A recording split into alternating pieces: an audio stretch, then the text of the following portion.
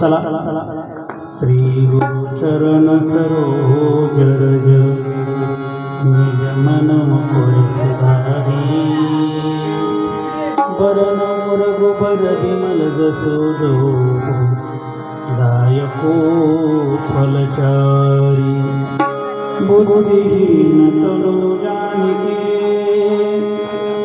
सुमिरो पवन कुमार बलभद्रे विद्या देहु मोहि हरि सुरेश विकार जय हनुमान ज्ञान गुण सागर जय कपीसति लोक उजागर रामदूत अतुलित बल धामा अंजनी पुत्र पवन सुत नामा महावीर विक्रम बजरंगी कुमति निवार सुमति के संगी कंचन विराज सुबेसा कानन कुंडल कुंचित केसा हाथ ध्वजा विराजे कांधे मूज जनेऊ साजे शंकर सुवन केसरी नंदन प्रताप महाजगवंदन विद्यावान अति चातुर राम काज करके आतुर प्रभु चरित्र सुनिबे रसिया राम लखन सीता बसिया सूक्ष्म रूप धरि सियाई दिखावा धरि लंक जरावा भीम रूप धरि असुर संहारे रामचंद्र के काज सवारे लाल संजीवन लखन आए श्री रघुवीर हर्ष उर लाए रघुपति की बहुत बड़ाई तुम प्रिय भरत सहाय सहस बदन तुमरो यश गावे आस कंठ धरावे सनकादिक ब्रह्मादि मुनीसा नारद सारद सहित महिषा जम कुबेर दिखपाल जहाते गति गोविंद सुखे कहते तुम उपकार सुग्रीव ही कीना राम मिलाय राजपद देना तुम्हारे मंत्र विभीषण माना लंकेश्वर भय सब कुछ जाना दुख सहस्र योजना प्रभानु मधुर पद जानु प्रभु मुद्रिका मुख माई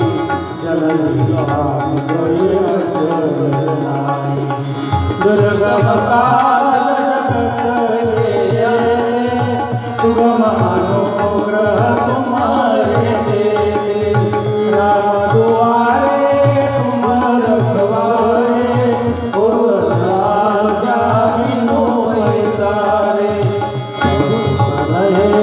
तुम्हारी सरना तुम धरना आपन तेज समारो आपन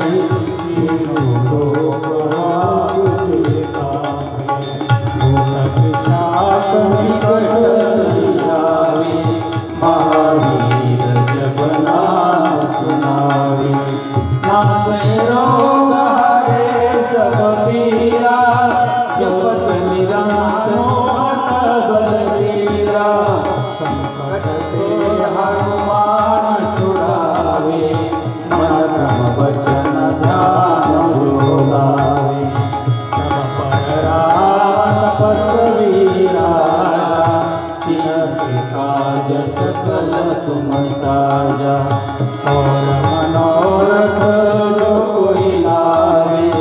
होई आमित जीवन फल पावे चारो योग प्रताप तुम्हारा है परसिद्ध जगत उजियारा साधु संत के वरवारे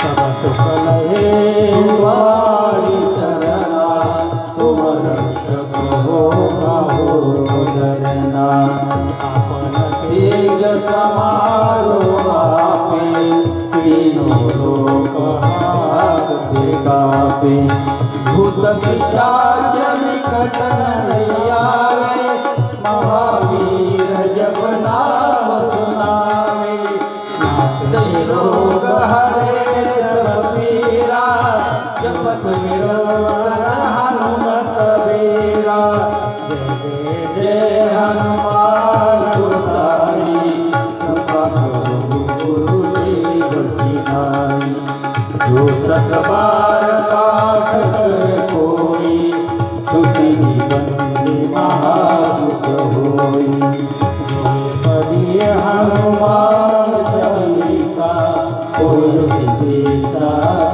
गोरीसा तुलसीदास सदा हरि चेरा कीजे नाथ हृदय महादेरा कीजे नाथ हृदय महादेरा कीजे नाथ हृदय महादेरा संकट हरन मंगल मूर्ति रूप राम लखन सीता सहित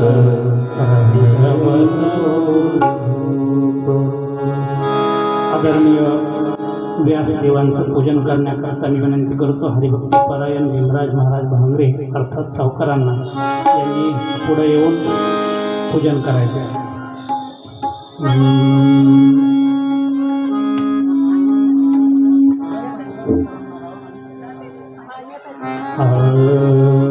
लोक महायोग पीठे तटे भीमरथ्यं वरम पुण्डरीकाय दातुं मन्ये समागत्य तिष्ठं तमानन्दकन्दं परब्रह्मलिङ्गं भजे पाण्डुरङ्गं जीवोदरातावतारं कलङ्काङ्कतेजो विकामो विवस्त्रं कलानिशमाधावनोदारक्षं समाधिस्थमूर्तिं भजे ज्ञानदेवं लोकाभिरामं रणरङ्गधीरं राजीवनेत्रं रघुवंशनाथं कारुण्यरूपं करुणाकरन्तं श्रीरामचन्द्रं शरणं प्रपद्ये मनोजवं मारुततुल्यवेगं जितेन्द्रियं बुद्धिमतां वरिष्ठं वातात्मजं वानरयूथमुख्यं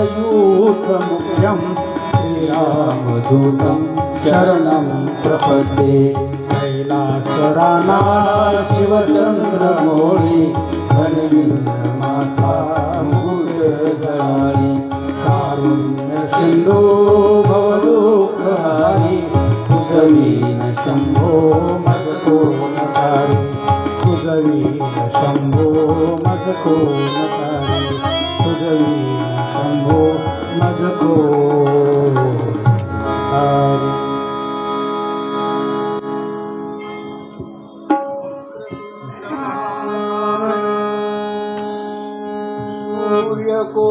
सूर्यकोटिसमप्रभो निर्विघ्नं कुरु मे देव सर्वकार्येषु सर्वदा. वाञ्छाकल्पतरुभ्यश्च कृपासिन्धुभ्येव च पतितानि पावनेभ्यो श्री अगस्त्य नमो नमः. अगस्त्य अगस्त्य अगस्त्य अगस्त्य मुखी नाम वाचे अगस्त्य अगस्त्य अगस्त्य अगस्त्य मुखी नाम भोला अगस्त्य अगस्त्य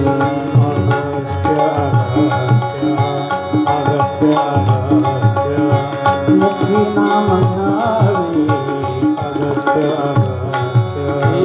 अगस्त्य अगस्त्य अगस्त्य अगस्त्य मुखी नाम घ्यावे अगस्त्य अगस्त्य अगस्त्य अगस्त्य अगस्त्य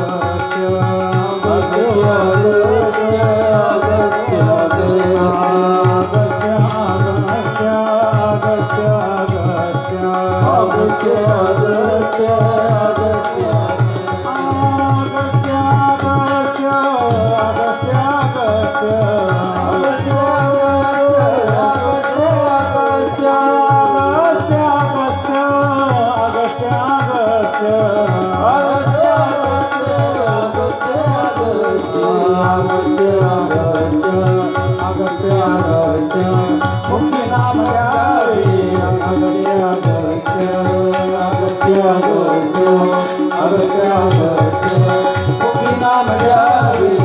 अगस्त्य अगस्त्य ओम अगस्त्य भगवान की जय।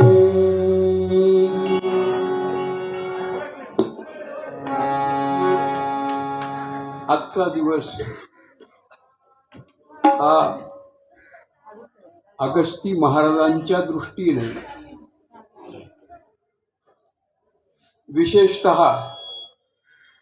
अकोल्यातल्या या अगस्ती स्थानाच्या दृष्टीनेही विशेष आहे.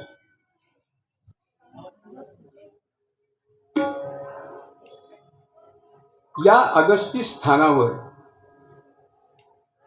काही साधू मंडळी विश्रांतीसाठी आले.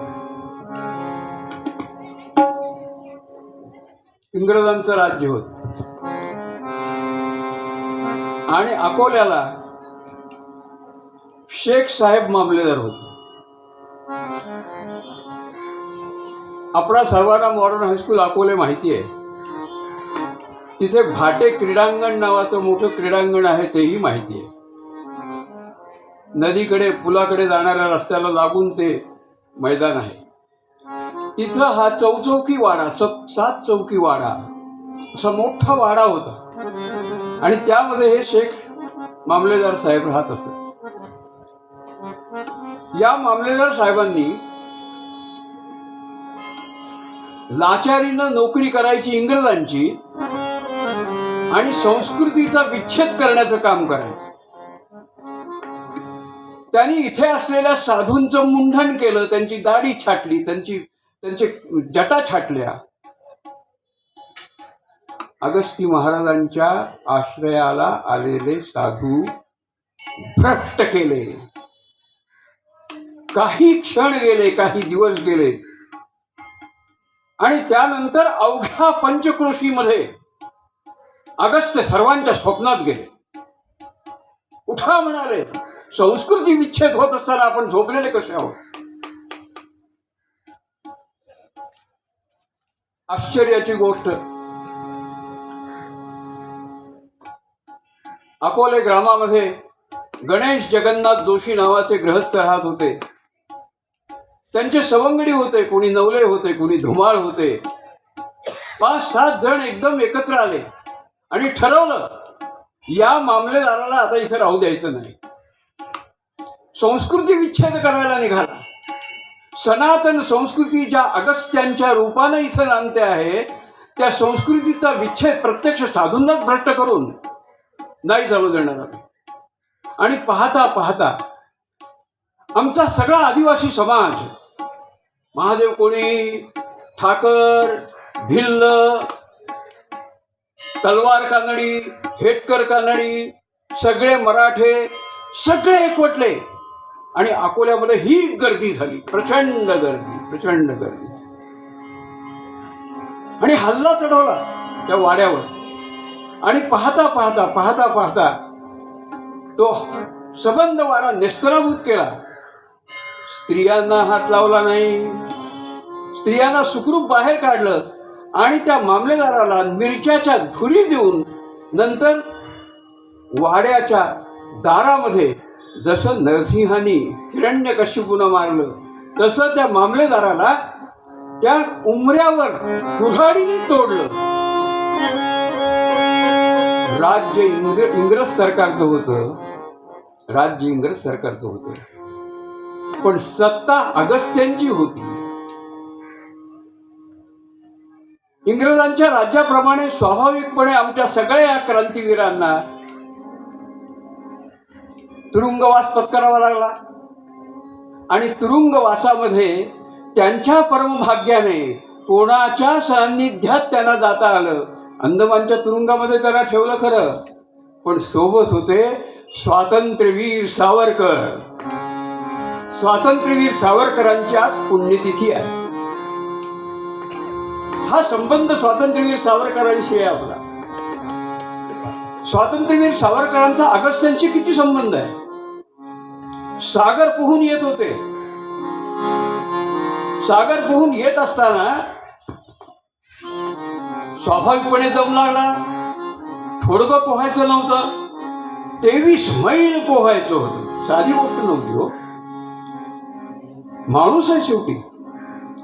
पण त्यांनी सागराला दम दिला.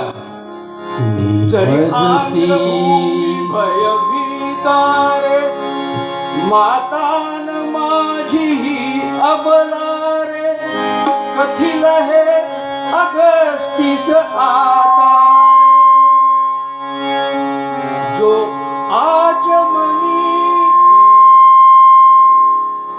एक क्षणी तुझ प्याला सागरा प्राण तळमळला.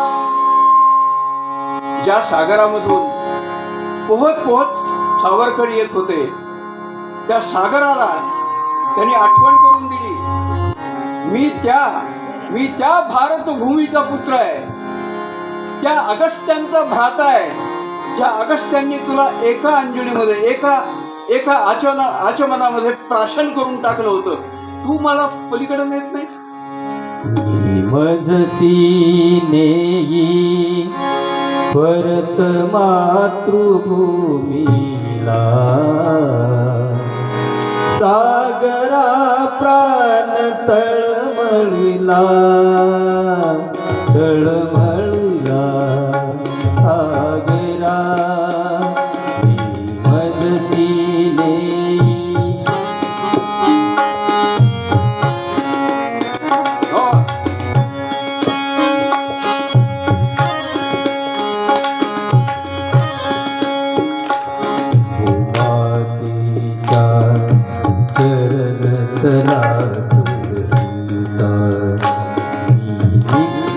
पाहिला होता परिबदलासी अन्य देशी जगावो सृष्टीची विविधता पाहू परिजननी विरह शिवटी झाले परिवचन करी जगितले मार्गज्ञ स्वये हीच पृष्ठीवाहीन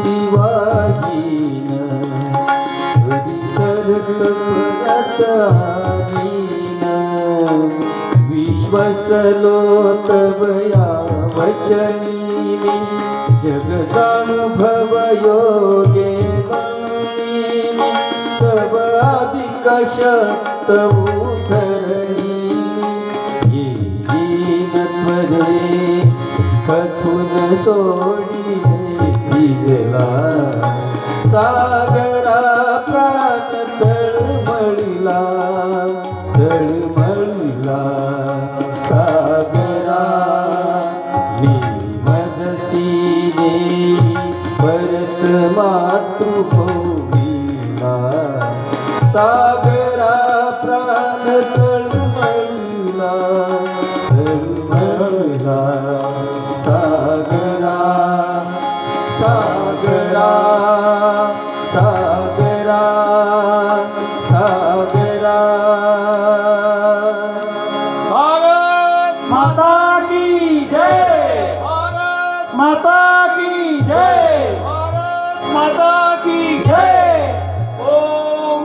भगवान अगस्त्य महाराज की जय. स्वातंत्र्यवीर सावरकरांचं पुण्यस्मरण करून आपण पुन्हा महर्षी अगस्त्य मुनींच्या कथेकडे येत आहोत. आज मोठा गोड प्रसंग आहे. महर्षी अगस्त्यांच्या विवाहाचा सोहळा आपल्याला पाहायचा आहे. एक नव्हे, दोन दोन विवाहांचा सोहळा पाहायचा आहे. महर्षी अगस्त्य विंध्याचलाचा अहंकार दूर करून, एवढंच नव्हे तर नहुषाचाही अहंकार दूर करून पुन्हा कैलासामध्ये गेले. आईच्या सान्निध्यात, पार्वती मातांच्या सान्निध्यात पार्वती मातांनी सांगितलं, हे बघ, हे तर सर्व करायचंच आहे, पण साहित्य संगीत कला विहीनः साक्षात पशु पुच्छ विषाणहीनः. साहित्य संगीत कला हे ज्याच्याजवळ नाही तो शेपूट नसलेला पशुच होय. आणि म्हणून या सगळ्याची साधना, जसा आपण धनुर्वेद साध्य केला, जशी ब्रह्मविद्या साध्य केली, तशाच प्रकारानं गंधर्व वेद देखील आपण साध्य केला पाहिजे. प्रत्यक्ष शिव हे या गंधर्व विद्येचे अधिपती नटराज, त्यांच्या सान्निध्यामध्ये अगस्त्यांनी नृत्य, नाट्य, संगीत या सगळ्या कला साधना सुरू केली, तपश्चर्या सुरू केली. या तपश्चर्येमध्ये साथीला होते प्रत्यक्ष श्री गणेश. गणाधीश दोष ईश सर्वा गुणांचा, मुळारंभ आरंभ त्या निर्गुणाचा, असे गणेश साथीला होते. ओंकार स्वरूपा सद्गुरु समर्था. ओंकार स्वरूपा सद्गुरु समर्था. अनाथाच्या नाथा तुझ नमो, तुझ नमो, तुझ नमो, तुझ नमो, तुझ नमो. स्वरूपा सद्गुरु समर्था. ओंकार स्वरूपा सद्गुरु समर्था. अनाथाच्या नाथा तुझ नमो, तुझ नमो, तुझ नमो, तुझ नमो, तुझ नमो.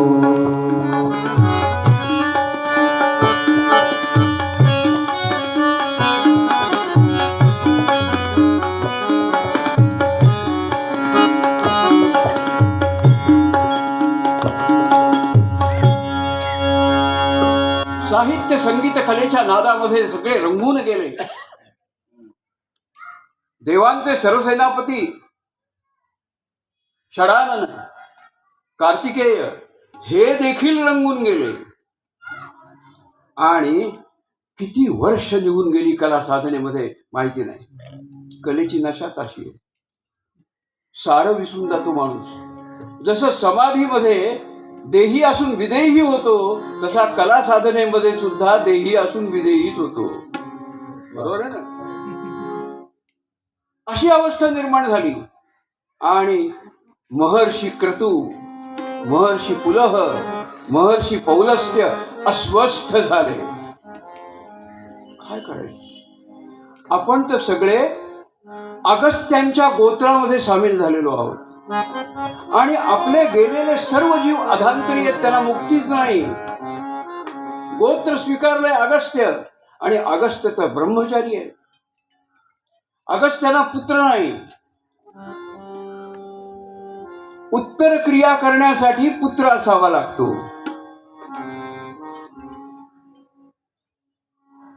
पुत्र याचा अर्थ संतान. स्त्रियांनाही तो अधिकार आहे, वेदांनी दिलेला आहे. लक्षात घ्या, वेदांनी दिलेला आहे. मधल्या काळामध्ये तो अधिकार रूढी परंपरांनी नष्ट केला, पण वेदांमध्ये स्त्रियांना सर्व प्रकारचे अधिकार दिलेले आहेत. आणि म्हणून अतिशय डोळसपणाने याकडे पाहिलं पाहिजे. संतान पाहिजे, कारण प्रजनन पुढे चालवायचं आहे. आणि अगस्त्य तर ब्रह्मचारी आहेत. ब्रह्म मानसपुत्रांची सगळ्यांचीच अवस्था ती होती. पण जे सप्तऋषी झालेले होते त्या सप्तऋषींकडे प्रजापतीचं काम दिलेलं होतं आणि त्यामुळे ते सगळे प्रापंचिक होते. लक्षात घ्या. आपल्याला जे जे ऋषी दिसतात त्यांच्या ऋषीपत्नी पण आहेत, त्यांचं गुरुकुल आहे, त्यांचे शिष्य आहेत आणि हे सगळे प्रपंच करणारे. प्रपंचाचा आदर्श म्हणजे ऋषींचा संसार. हे तीनही ऋषी अतिशय अस्वस्थ झाले. काय करावं? आपले सगळे पूर्वज, आपली सगळी संतानं जी मर्त्य झालेली आहेत आणि मृत झाल्यानंतर अधांतरी झाली, त्यांना सद्गतीच नाही, मोक्षच नाही. जर अगस्त्यांनी संतान निर्मिती केली नाही तर यांना मोक्ष कसा मिळणार? कारण आता आपण अगस्त्य गोत्री आहोत. अगस्त्य गोत्राकडून पिंडदान व्हायला पाहिजे. कसं होणार? काय करावं म्हणून सगळेजण शिवांकडे गेले. पार्वती माता आणि शिव सन्निध बसलेले होते. त्यांच्या पुढे तक्रार नोंदवली. हे सगळे अधांतरी आहेत, हे सगळे अधर आत्मे म्हणून वावरतायत. शिवांनी युक्ती सांगितली, ठीक आहे, मोक्ष नाही मिळाला तर काय हरकत आहे, मी तर या सर्व भूतांचा अधिपतीच आहे, ते शिवलोकात राहतील. कर्तू, पुलह, अगस्त्य आणि पौलस्त्य हे सगळे वैदिक ऋषी आहेत. त्यांनी शिवांशी विवाद केला. जी सृष्टी निर्माण केली आहे त्याचं ध्येय काय म्हणा? त्याचं ध्येय काय? प्रत्येक अणुरेणू हा जर त्याचा अंश आहे तर त्या अंशाला पूर्णत्व लाभण्यासाठी अद्वैतापर्यंत जायचं आहे. म्हणून प्रत्येकाला तिथे पोचायचं आहे, विष्णू लोकात पोचायचं आहे. शिवलोकामध्ये अडकायचं नाहीये. शिवलोक ही अवस्था आहे. शिवलोक ही अवस्था आहे प्रलयापर्यंत जाण्याची. प्रलयापर्यंत जाण्याची अवस्था आहे आणि मोक्ष तिथं आहे पांडुरंगाच्या हृदयात. म्हणून पांडुरंगाशी एकरूप व्हायचं आहे तर आम्हाला मुक्त व्हावं लागेल. काय करावं असं चिंतन सुरू झालं पार्वती माता आणि शिव यांचं. ते म्हणाले, हे विष्णू भगवंतांनाच आता विचारलं पाहिजे काय करावं या संदर्भामध्ये. विष्णू भगवंतांचं नाव काढल्याबरोबर नारायण नारायण नारायण नारद मुनींची स्वारी उपस्थित झाली. श्रीमन्नारायण नारायण हरी हरी नारायण नारायण हरी हरी श्रीमन्नारायण नारायण हरी हरी श्रीमन्नारायण नारायण हरी हरी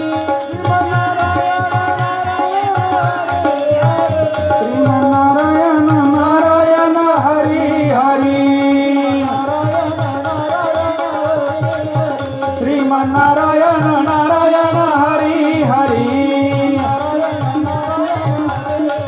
श्रीमन्नारायण नारायण हरी हरी हरी. ब्रह्म मानस पुत्र देवर्षी नारद महाराज की जय. नारद मुनींनी सांगितलं, मी सांगू का म्हणा? अगस्त्य मुनी हे साक्षात शिवावतार आहेत, शिवस्वरूप आहेत, करुणामूर्ती आहेत. आपण सगळ्यांनी त्यांना जर शरण गेलं तर ते तुम्हाला हवा तो आशीर्वाद देतील. तुम्ही त्यांना शरण जा. ते तर सारखे समाधीमग्नच असतात म्हणाले. त्यांना जाऊन म्हणायचं कसं? नाही म्हणे, तुम्ही जा, मी तुमच्या समवेत येतो. वैदिक ऋषी कृतू, पुलह, पौलस्त्य, त्यांचा अधिकार मोठा. सप्तऋषीतले ऋषी, अधिकार केवढा? पहिल्या सप्त प्रजापतीमधले प्रजापती ते. नारद मुनी त्यांच्या समवेत अगस्त्यांकडे दाखल झाले. अगस्त्यांकडे आल्यानंतर नारद मुनींनी विनंती केली, महर्षी अगस्त्य मुनी, समाधी विसर्जित करा. आम्ही सर्वजण तुमच्या दर्शनासाठी आलेलो आहोत. अगस्ती महाराजांनी समाधी विसर्जित केली. ब्रह्म माणूस पुत्र नारदा, आपण स्वतः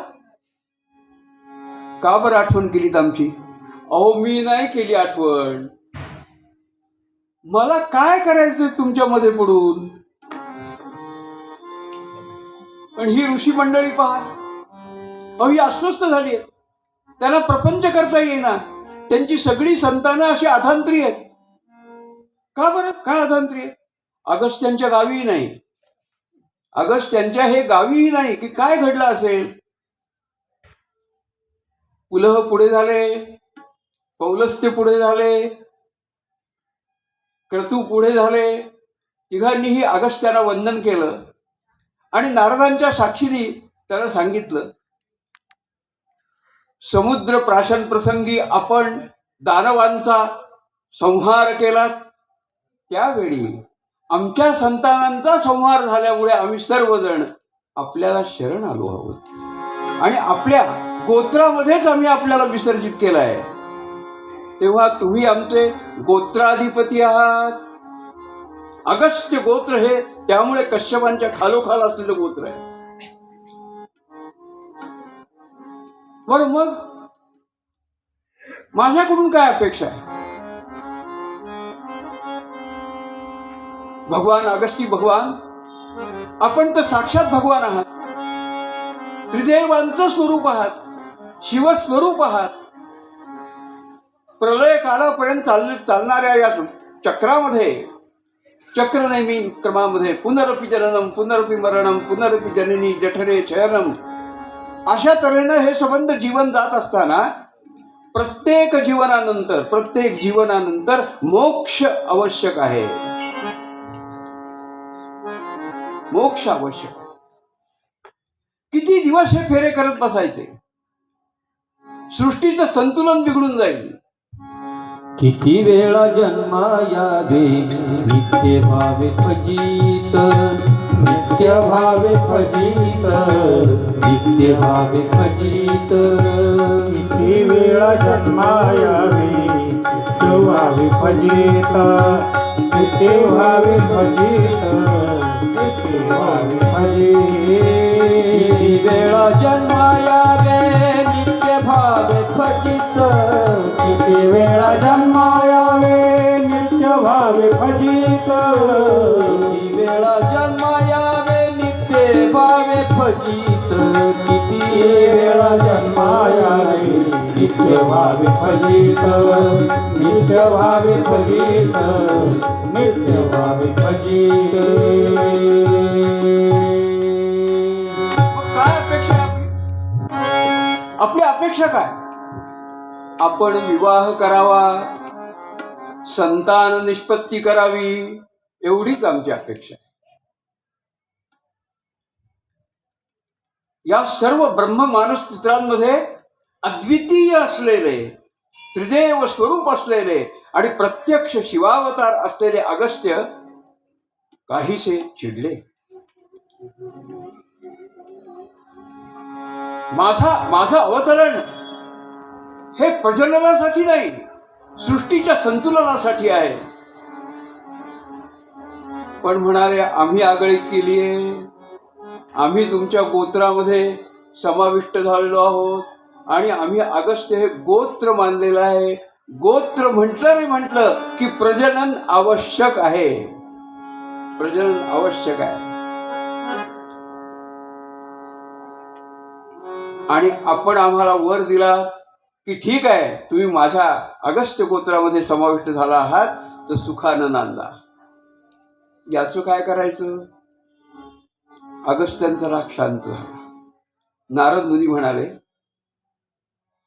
महर्षी, आपण दिलेला वर खोटा ठरणं शक्य नाही. तुम्ही एकदा त्यांना सांगितलंय तथास्तु म्हणून. आता तुम्हाला प्रजनन करावंच लागेल. हे आता विधिलिखित झालेलं आहे, कारण तुम्ही ब्रह्ममानस पुत्र आहात. ठीक आहे म्हणाले. अगस्त्यांनी ठीक आहे म्हटल्याबरोबर क्रतू पुलह पौलस्त्य यांना विशेष आनंद झाला. आनंदाने नृत्य करू लागले. आता अगस्त्य प्रसन्न झाला. सुटकेचा निश्वास टाकला. आता आपले सगळे पूर्वज मोक्षाप्रत जातील असं त्यांना वाटू लागलं. आणि त्यांचा निरोप घेऊन ही सर्व मंडळी परत आपल्या प्रवासाला निघून गेली. 1000 वर्ष उलटली. अगस्त्यांच्या ध्यानीमनीच नाही. पुन्हा त्यांची साधना सुरूच.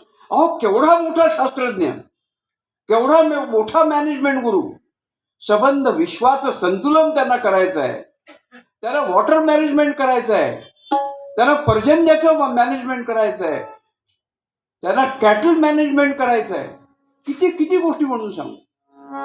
त्यांना धनुर्वेद पुष्ट करायचा आहे, आयुर्वेद पुष्ट करायचा आहे, ज्योतिर्वेद पुष्ट करायचा आहे आणि तो अतिशय विकसित करायचा आहे. एवढा मोठा हा शास्त्रज्ञ. त्याला प्रपंचाचं भान येणार कुठून? तो पुन्हा समाधिस्थ झाला. पुन्हा सगळी वरात त्यांच्या पायापाशी आली. आम्ही येऊन गेलो पण आपल्याला स्मरण नाही, म्हणून स्मरणासाठी आम्ही तुमच्याकडे आलेलो आहोत. अरे हो, विसरलो. विसरले होते का? अगस्त्य विसरणं शक्य आहे का?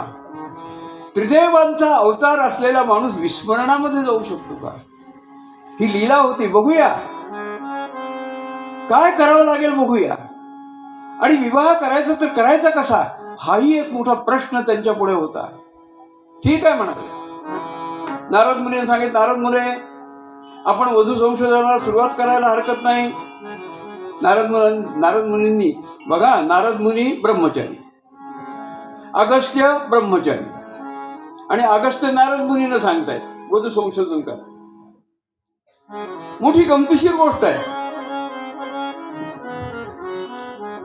अगस्त्य विवाह करतायत असं संबंध पृथ्वीवरच्या राजवटींना कळल्याबरोबर अनेक देशाच्या राजकन्या सरसावल्या की अगस्त्यांसारखा पती जर आपल्याला मिळाला तर आपण विश्वावर राज्य करू. मुली सांगून यायला लागल्या. गंधर्वातल्या आल्या. राजे राजवाड्यांच्या कन्या आल्या. निरनिराळ्या शास्त्रामध्ये निपुण असलेल्या ऋषिका देखील आल्या. आमच्याशी आपण विवाह करावा यासाठी. मानव, दानव, देव, ऋषी, यक्ष, किन्नर या सगळ्यांमधल्या वधू पाहून झाल्या. काय चावट माणूस हो हा. एकही वधू पसंत नाही. त्यांना करायचं का नाही लग्न?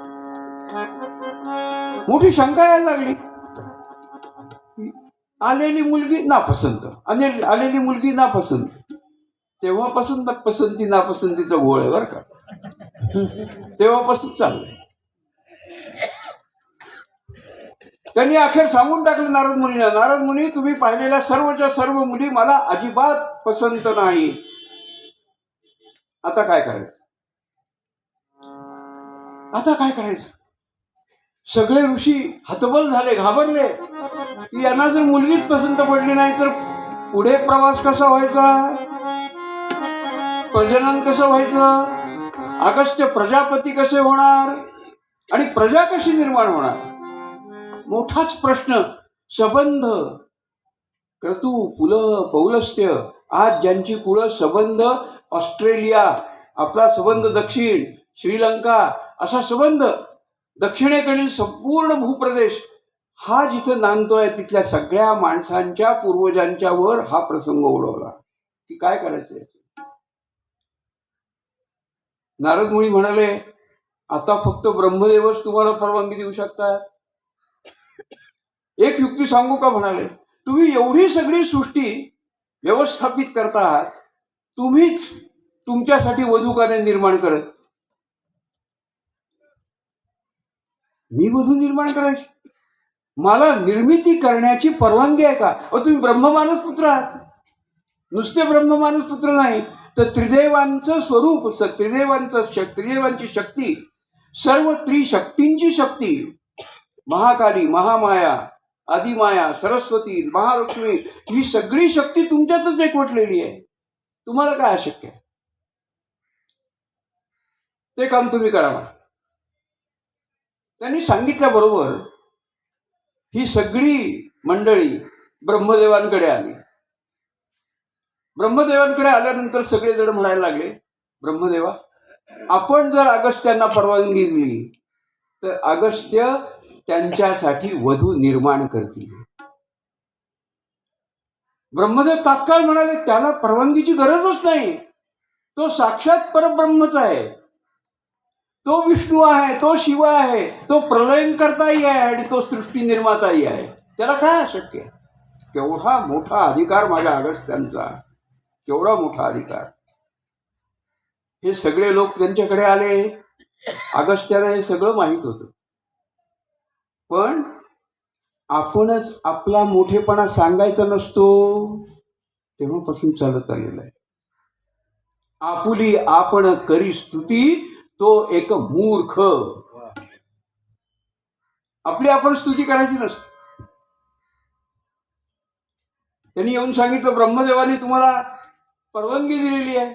ठीक आहे म्हणाले, आता मी प्रयत्न करतो. आणि अगस्त्यांनी चंग बांधला. अगस्त्यांनी लगेच यज्ञाला सुरुवात केली. यज्ञातून वधू निर्माण करायचे. लक्षात घ्या, आज आपल्याला सगळ्यांना पटतं बरं का. तिकडे प्रयोगशाळेमध्ये टेस्ट बेबी, ट्यूब बेबी तयार झाली, करू शकतात बरं का. आणि आमच्या अगस्त्यांनी वधू निर्माण केली म्हणतात. अहो, कसल्या या पुराणातली वांगी पुराणात राहू द्या, असं कुठं असतं काय म्हणाले. सगळी अंधश्रद्धा आहे. एक लक्षात घ्या, डोळसपणाने या सगळ्या गोष्टींकडे पहा. अंधश्रद्धा नावाची गोष्टच नसते आणि चमत्कार नावाची गोष्ट तर त्याही पेक्षा नसते. सृष्टीत आणि संबंध आपल्या भारतीय परंपरेच्या इतिहासामध्ये एकही चमत्कार नाही. ही गोष्ट लक्षात ठेवा. जे चमत्कार आपल्याला आज सिनेमामध्ये ट्रिक्सिंग करून दाखवले जातात, ते चमत्कार नसतात. ते योगाची कृती असते. योगातून हे सगळं साधता येतं. आणि हे सगळं ऋषींच्या शास्त्रांमध्ये, वेदांमध्ये लिहून ठेवलेलं आहे. आपण वेदांनाच मुळी बासनात गुंडाळून ठेवला. अशा वेदांनी तिथे राहावं. अनेक गुरुकुलांमध्ये वेदांची स्थापना करतात महाराज. पानफुल व्हा, नित्य नमस्कार करा, वेद तिथंच राहू दे, आम्हाला काय वादायचं ते आम्ही वधू. असं सगळं आपलं चाललेलं आहे. आणि त्याच्यामध्ये शक, हुण, कुशाण, बर्बर, ब्रिटिश, या सगळ्यांना तर हेच पाहिजे होतं. या सगळ्यांना हे पाहिजे होतं. आणि त्यात विशेषतः ब्रिटिशांनी तर ही सगळी अंधश्रद्धा आहे, बुर्झवा आहे, हे कर्मकांड आहे, टाकून दिलं पाहिजे. हे सगळे भारतीय लोक अतिशय मागासलेले आहेत. त्यांना काही कळत नाही. आणि आपणही कसं बोलावं साहेबासारखं, कसं राहावं साहेबासारखं, कसं वागावं साहेबासारखं. तेव्हापासून जी टी पार्टी सुरू झाली आहे ती आजपर्यंत थांबलेली. आपलं सगळं वाईट, त्यांचं सगळं. मी पुढारलेला आहे. आमचं सगळं कुटुंब हायफाय, म्हणजे काय, पाश्चात्य. आणि ते पाश्चात्य काय करतायत तुम्हाला मी माहिती म्हणून सांगतो. अरबांनी जे आक्रमण केलं, त्या अरबांनी संबंध आपले वेद पळवले. आज अरबीमध्ये त्याचं भाषांतर झालेलं आहे. त्याच्या आवृत्त्या निघतात आणि त्याच्यावरून संशोधन सुरू आहे. त्याच्यानंतर आलेल्या पाश्चात्यांमध्ये जर्मन लोक, या जर्मनांनी तर याचा इतका प्रचंड अभ्यास केला की आज आपल्याला English into Marathi, English into Hindi असं आपल्याला करावं लागतंय. हे साधं घडलेलं नाही. हे केवढं मोठं वाङ्मय चौर्य आहे. सर्व वेद, सर्व पुराण ही आपल्याला त्या भाषांमध्ये गेलेली पाहायला मिळतात. तिकडून आपण घ्यायची. तिकडून सँक्शन केल्यानंतर आपली भगवद्गीता अनेक देशांमध्ये कंपल्सरी विषय आहे शाळांमध्ये. आणि आपल्या शाळांमध्ये का म्हणून शिकवायचं, काय गरज आहे त्याची. रामायण, महाभारत, त्याची आपल्याला आवश्यकता नाही. स्पष्ट करून, कारण आम्ही पुरोगामी आहोत. या पुरोगामीपणामुळे आम्ही आमच्या संस्कृतीचा विच्छेद केला आणि आज आपली सगळी पेटंट्स आपल्याला कोर्टात भांडून मिळवावी लागतात. ही सगळी पेटंट्स आपली आहेत की आपल्यालाच भांडून मिळवावी लागतात, अशी आपण आपल्यावर ओढवून घेतली. याचं कारण आपण फक्त स्मरण केलं, आंग्ल भूमी भय भीता रे, मातान माझी ही अबला रे, कथिल हे अगस्तीचा आता रे. अगस्तीनं आम्ही सांगू, आम्ही काय करू? आम्ही काही नाही करणार, कारण आमच्या हातामध्ये इंग्रजी विद्या आहे, ती घेऊन बसू. ढाल आणि तलवार हातात घेतली, आता मी कसा लढू, अशी अवस्था आमची झालेली आहे. दोन्ही हात गुंतलेत, कसं काय लढणार? तशी अवस्था आमची झाली आहे. आम्ही फक्त सांगणार आमच्या देवाला की देवा वाचव. देव वाचत नसतो, देव जनता जनार्दनाच्या रूपानं प्रकट होत असतो, म्हणून प्रकट होण्याची वेळ आहे. अगस्त्य आजच का प्रकट झाले याचं कारणच मुळात हे आहे की सर्व शास्त्र या ऋषींनी निर्माण केलेली आहेत. ऋषींनी निर्माण केले. काय काय केलं अगस्त्यांनी? अगस्त्यांनी विद्युत निर्माण केली. नवे अगस्त्यांनी विमान विद्या शोधून काढली आणि विमानांची प्रत्यक्ष कृती कशी करावी अगस्त्य संहितेत दिलेलं आहे. माझ्याकडे आहे अगस्त्य संहिता आहे, मी आणली आहे ती. विमानाचा शोध अगस्त्यांनी लावलेला आहे. अगस्त्य म्हणजे अकोल्याच्या प्रवरा नदीच्या तीरावर पलीकडे तांदळाच्या स्वरूपात बसलेला एक बाबा नाही बरं. जायचं, 10 खारकान एक नारळ फोडायचा आणि अगस्ती बाबा वाचवतील आपल्याला. अगस्ती बाबा वाचवतील जरूर, पण अभ्यास केला पाहिजे, शास्त्र अवगत केली पाहिजे, ब्रह्मविद्या अवगत केली पाहिजे. म्हणून मी काल सांगितलं की परमार्थ हा म्हाताऱ्या माणसांचा विषय नाही, तो तरुणांचा विषय आहे. आणि परमार्थ म्हणजे ज्ञान ग्रहण करणं. परमार्थ म्हणजे दुसरं तिचं काही नसतं. तुम्ही पूजा करा, करू नका, पण ज्ञान ग्रहण करा. आज जेव्हा 12-12 तास सतत अभ्यास करणारी मुलं मला दिसायला लागतात, त्यावेळी मला अभिमान वाटतो की बाकी सगळं सोडून हे अभ्यासाला लागले. आणि जगाच्या पाठीवर जेव्हा सर्व देशांमध्ये सगळ्यात अग्रेसर आमचा भारतीय दिसतो, त्यावेळी मला अगस्त्यांची आठवण होते, अगस्त्यांचं स्मरण होतं की हे अपेक्षित आहे. आणि म्हणून अगस्त्यांनी यज्ञ आरंभला की प्रजनन करायला पाहिजे, वधू निर्माण करायची आहे. कशी करायची वधू निर्माण? त्याला कोणतीच मुलगी आवडली नाही, याचं कारण प्रत्येकामध्ये दुर्गुण आहे. प्रत्येकामध्ये दुर्गुण आहे. म्हणून दैवी प्रत्यक्ष अग्नीतून तावून सुलाखून निघणारी अशा प्रकारची वधू निर्माण करायची. आणि म्हणून निरनिराळ्या मुद्रा म्हणजे स्वभाव, निरनिराळे स्वभाव, निरनिराळे गुण, प्रत्येकाच्या ठाई निरनिराळे गुण आहेत. त्यातले सगळे सद्गुण अगस्त्यांनी एकत्र केले, सगळे DNA एकत्र केले, सगळे DNA बरं. आणि ते सगळे DNA एकत्र करून यज्ञामधून प्रत्यक्ष लोपामुद्रा मातांना निर्माण केलं आपली वधू म्हणून. ओम ऋषी लोपामुद्रा माता की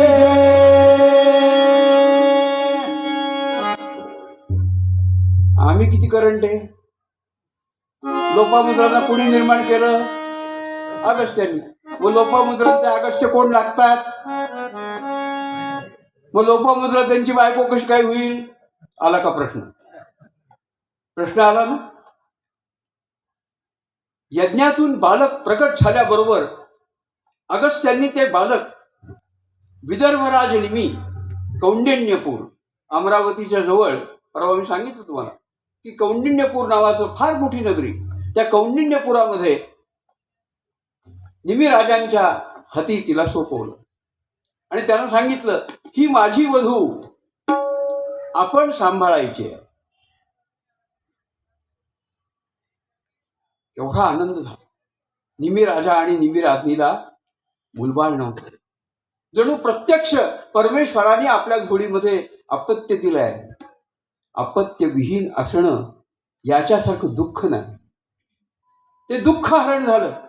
अतिशय लढिवाळपणाने लोपामुद्रांना वाढवायला सुरुवात केली. अतिशय गडीवारपणानं, आणि ती उपवर झाली. हे सर्व अगस्त्यांनी स्वतः निर्माण केलं स्वयंभूपणानं. स्वयंभू जाहला ब्रह्ममान पुत्र, स्वयंभू जाहला ब्रह्ममान पुत्र, स्वयंभू जाहला ब्रह्ममान पुत्र, स्वयंभू जाहला ब्रह्ममान पुत्र, स्वयंभू जाहला ब्रह्ममान पुत्र, स्वयंभू जाहला ब्रह्ममान पुत्र, स्वयंभू जाहला ब्रह्ममान पुत्र, स्वयंभू जाहला ब्रह्ममान पुत्र, सप्तर्षी विख्यात प्रज्ञावंत, सप्तर्षी विख्यात प्रज्ञावंत, स्वयंभू जाहला ब्रह्ममान पुत्र, स्वयंभू जाहला ब्रह्ममान पुत्र, स्वयंभू जाहला ब्रह्ममान पुत्र, स्वयंभू जाहला ब्रह्ममान स्वप्रज्ञा पुत्र, योजिनी स्वतः सिद्ध केली, चराचरी मुद्रा चराचरी शोधोनिया, लोपामुद्रा झाली सतीपती व्रता, लोपवुनी मुद्रा अगस्त्यगामी, त्रिशक्ती मिळोनी प्रगटली साध्वी,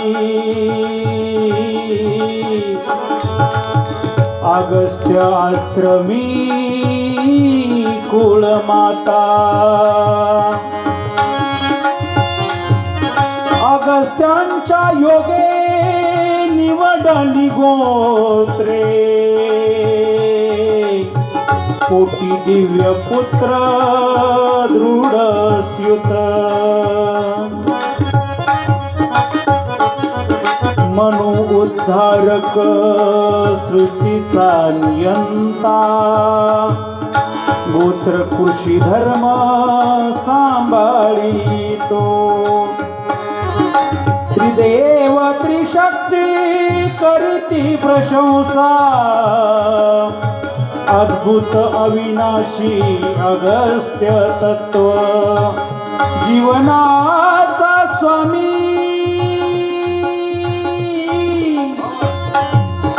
जीवनाचा योगी, सिद्ध ऋषी मुनी धर्म योद्धा, सर्वयुगी सत्ता नाडी संहितेचा, सर्वयुगी सत्ता अनिल म्हणे, स्वयंभू झाला ब्रह्ममान पुत्र, स्वयंभू जाहला ब्रह्ममान पुत्र, स्वयंभू जाहला ब्रह्ममान पुत्र,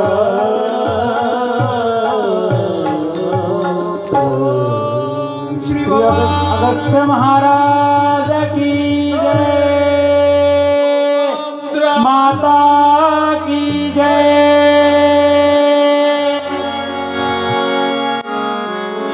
विषय एवढा मोठा आहे, घागर पे सागर बसवायची वेळ आहे. याच विषयावर आपण जातक यज्ञ या नावाचं नाटक केलं, आणि त्याचा पहिला प्रयोग नगरमध्ये आपण केला.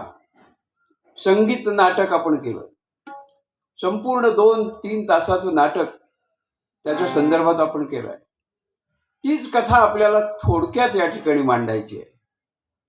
निम्मी राजाच्या घरामध्ये दिसामासा वाढत गेली, चंद्राच्या कलेप्रमाणे मोठी होत गेली लोपामुद्रा, आणि उपवर कन्या झाली. उपवर कन्या झाल्यानंतर ध्यानस्थ असलेल्या ऋषींकडे पुन्हा ही सर्व मंडळी आली ऋषीवर. वधू उपवर झालेली आहे, आपण पाणी ग्रहण करावं. ठीक आहे म्हणा. आले. कुठे आले? रामटेकला आले. रामटेकला जे अगस्त्यांचं स्थान आहे तो एक प्रकारचा जानूसवाडा आहे. जानूसवाडा माहिती आहे ना आपल्याला सगळ्यांना. वराकडची मंडळी आली की कुठेतरी थांबायची जी जागा असते त्याला जानूसवाडा म्हणतात, कारण जाण्यात इथे थांबतो म्हणून जानूसवाडा. त्या जानूसवाड्यामध्ये जणू ते थांबले. फार महत्वाचं स्थान आहे. प्रभू रामचंद्रही प्रवासामध्ये तिथे गेलेले होते. जसे या ठिकाणी आले तसे त्याही ठिकाणी प्रभू रामचंद्र गेले होते. इतिहासाचा अपलाप होतो हे खरं, पण तेही ठिकाण महत्वाचं आहे. जाऊन बघा तिथे. मी परवा सांगितलं आपल्याला की उभी असलेली अशी मूर्ती आहे, सतत क्रियावान अशी, आणि तिथे सतत जळणारी एक ज्योत प्रज्वलित केलेली आहे त्या काळापासून. तिथे ते थांबले आणि ऋषिकुमारांना निरोप घेऊन निमिराजांकडे पाठवलं. निमिराजांकडे ऋषिकुमार आल्याबरोबर, अगस्त्यांकडून ऋषिकुमार आलेत म्हटल्याबरोबर, निमिराजाला आणि राज्ञीला पोटात धस्स झालं की आता वेळ आली. लाडाकोडानं वाढवलेल्या कन्येला देण्याची वेळ आली. आणि त्यावेळी प्रश्न निर्माण झाला, अगस्त्य किती थोर वयानं, ब्रह्ममानस पुत्र लक्षावधी वर्षांचं वय, अतिशय वृद्ध, आणि कन्या आत्ता त्यांनीच निर्माण केलेली, उपवर झाली म्हणजे 13, 14, 15 वर्षाची मुलगी झालेली. ही उपवर कन्या या जखड म्हाताऱ्याला द्यायची का? राणीने प्रश्न उपस्थित केला. काय चूक होती हो राणीची? आणि निमिराजाची तरी काय चूक होती? कशी द्यायची ही मुलगी? पण ती मुळी मुलगीच नव्हती.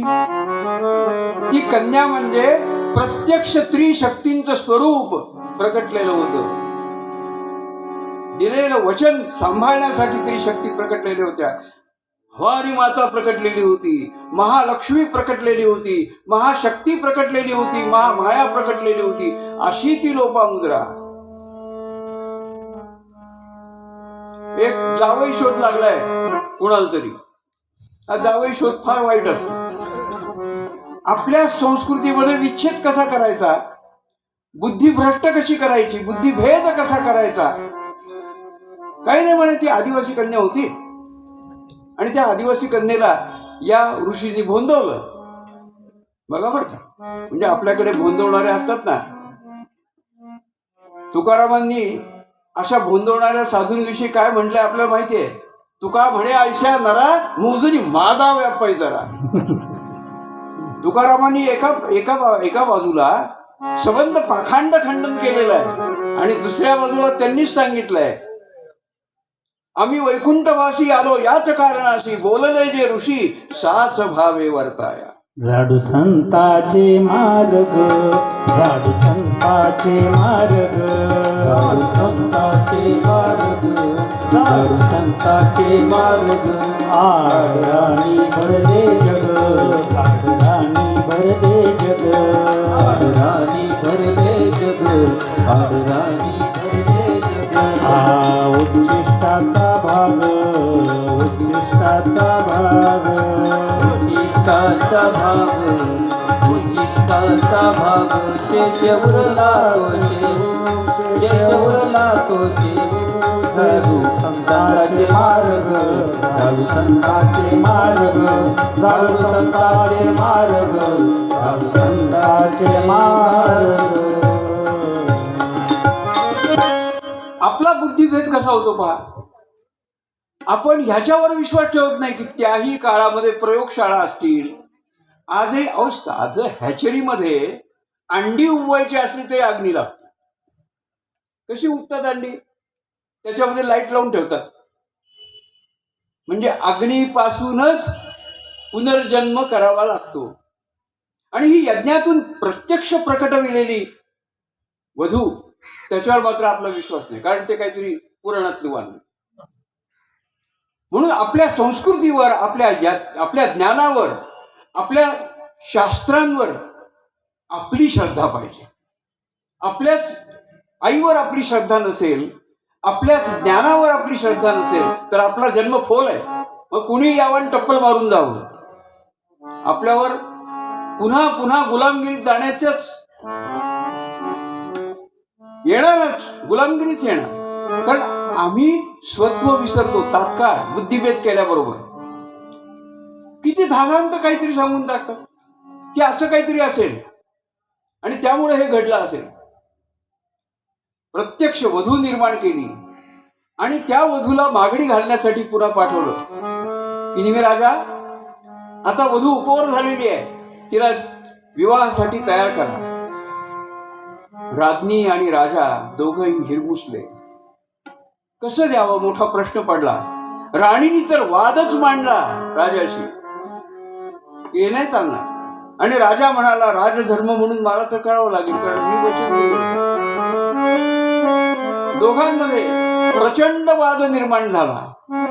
त्यावेळी प्रत्यक्ष लोपामुद्रा प्रकट झाली, त्यांच्या दोघांच्या मध्ये येऊन उभी राहिली आणि म्हणाली, तात माते, मी अगस्त्यांची वधू म्हणूनच जन्माला आलेली आहे, तेव्हा मला वर संशोधन करण्याचा प्रश्नच येत नाही आणि तुम्हाला वाईट वाटण्याचं कारणच नाही.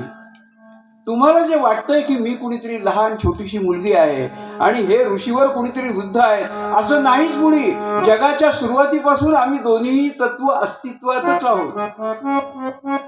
जगाच्या व्यवस्थापनासाठी आम्ही ही लीला करतो आहोत. ही सारी शिवलीला आहे, ही ब्रह्मलीला आहे, ही विष्णुलीला आहे. आणि ती लीला जर राजधर्म म्हणून आपण सांभाळली नाही तर हे संबंध जीवन सत्र कसं चालणार? लोपामुद्रेने जे ज्ञान आपल्या पिताला आणि मातेला सांगितलं, माझा जन्म कशासाठी आहे, व्हॉट इज द पर्पज, माझ्या जन्माचा हेतू काय? माझा जन्माचा हेतू तुमच्या पोटी येऊन मी मोठं व्हावं, मग तुम्ही माझं लग्न करून द्यावं, एखादा पण ठेवावा आणि पणामध्ये अर्ध राज्यही तुला देईल, मुलगी देईल, असं काहीतरी सांगावं, यासाठी आहे का? माझा जन्मच मुळी संबंध मानवी जीवनाच्या उद्धारासाठी आहे. हो, लोपामुद्रा मातांची सूक्त आहेत ऋग्वेदामध्ये, आणि एका लोपामुद्रेची नाही आहे, 33 ऋषिकांची. त्याला ऋषिका म्हणतात. खरं म्हणजे ऋषी हे कॉमन जेंडर आहे. ऋषी स्त्री असो का पुरुष असो, दोन्हीला ऋषीच म्हणायचं असतं. पण आपल्याकडे मनपूत लिंग व्यवस्था. टेबल म्हटला की ते टेबल नपुंसकलिंगी, आणि खुर्ची म्हणते की ती खुर्ची स्त्रीलिंगी. काय लिंगाचा संबंध आहे तिथे? पण आमची मराठी लिंग व्यवस्था मनपूत. ते झाड आणि तो वृक्ष, झाडाला ते म्हणायचं, नपुंसकलिंगी म्हणायचं, वृक्षाला मात्र तो वृक्ष म्हणायचं. म्हणून स्त्री ही जर ऋषी असेल तर त्यालाही ऋषीच म्हणायचं, आणि पुरुष हा जर ऋषी असेल तर त्यालाही ऋषीच म्हणायचं, कारण ऋषी हे कॉमन जेंडर आहे, एकच लिंग आहे, हे लक्षात घ्या. आणि म्हणून मी पुन्हा एकदा सांगतो की स्त्रियांना अमुक वाचायची परवानगी नाही, तमुक वाचायची परवानगी नाही, या ठिकाणी जायची परवानगी नाही, त्या ठिकाणी अमुक करायची परवानगी नाही. जाऊन पा शिर्डीजवळ उपासनी बाबांचं स्थान आहे, तिथे सती गोदावरी मातांनी ऋग्वेदीय पद्धतीनं, सामवेदीय पद्धतीनं, यजुर्वेदीय पद्धतीनं यज्ञ कसा करावा हे मुलींना शिकवलं. आज ब्रह्मकर्म अनेक ठिकाणी मुली करतायत, पौरोहित्य करतायत. ज्ञानवर्धिनी शाळा त्यांनी ही सुरुवात केली. महाराज गुरुकुल काढणार आहेत, नवले महाराज आपले. टाळ्या वाजवा एकदा महाराजांसाठी. फार अतिशय उत्तम प्रकारचा उपक्रम या ठिकाणी सुरू होणार आहे. मी त्यांना सांगेल की जसे जशी मुलं येतील तशा मुलींना सुद्धा तिथे तुम्ही शिक्षण द्या. कारण धर्माचं शिक्षण देण्याचं काम फक्त पुरुषाचं नाहीये. वास्तविक पाहता स्त्रीचंच ते काम आहे. साक्षात संस्कृती आहे. स्त्री म्हणजे संस्कृती. संस्कृती ही नाम तुझे, असं स्त्रीच्या बाबतीत बोललेलं आहे. आणि म्हणून कितीतरी अरुंधती आहेत, लोपामुद्रा आहेत, अशा 33 ऋषी आहेत ज्यांची ऋग्वेदात, यजुर्वेदामध्ये, सामवेदामध्ये, अथर्ववेदामध्ये ऋचा आहेत. नुसत्या ऋचा नाही, सूक्त आहेत. वैदिक ऋषींमध्ये जर स्त्रिया असतील तर आमच्या सनातन धर्मामध्ये स्त्रियांना कोणतं स्थान आहे बघा तुम्ही. म्हणून डोळसपणाने या सगळ्या समाज व्यवस्थेकडे बघितलं पाहिजे. डोळसपणाने पाहिलं पाहिजे.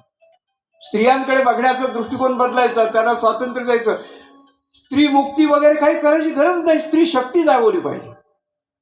ती स्त्री शक्ती जागली की पुन्हा एकदा वैदिक संस्कृतीचं पुनरुत्थान झाल्याशिवाय राहणार. त्या पुनरुत्थानासाठी लोपामुद्रांचा जन्म आहे, लक्षात घ्या. लोपामुद्रांनी त्यांना समजावून सांगितलं आणि मग भगवान अगस्ती महाराज आणि लोपामुद्रांचा विवाह ठरला. अमरावतीमध्ये विवाह. आज त्याला अमरावती म्हणतात. अमरावती हे नाव इंद्राच्या नगरीचं आहे, लक्षात घ्या.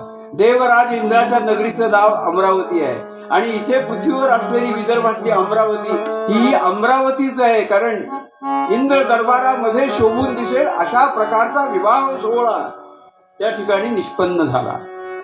सर्व देव, सर्व ऋषी, यक्ष, किन्नर सगळेजण आपापल्या, जसे काल कैलासावर सगळे जमले होते तसे प्रत्यक्ष अगस्त्यांच्या विवाहासाठी सगळे ऋषी जमले. कर्तू, पुलह, पौलस्त्य यांना किती आनंद झाला असेल. हे सगळे जमले आणि ऋषीवर अगस्त्य आणि लोपामुद्रा यांचा विवाह झाला. ओम श्री भगवान अगस्त्य महाराज की जय. लोपामुद्रा माता की जय. विवाह झाला आणि विवाह झाल्यानंतर बिराड थाटून द्यायचं असतं. तसं बिराड थाटून दिलं. कुठे दिलं? तुम्हाला मी परवा माहिती सांगितली त्याप्रमाणे काशी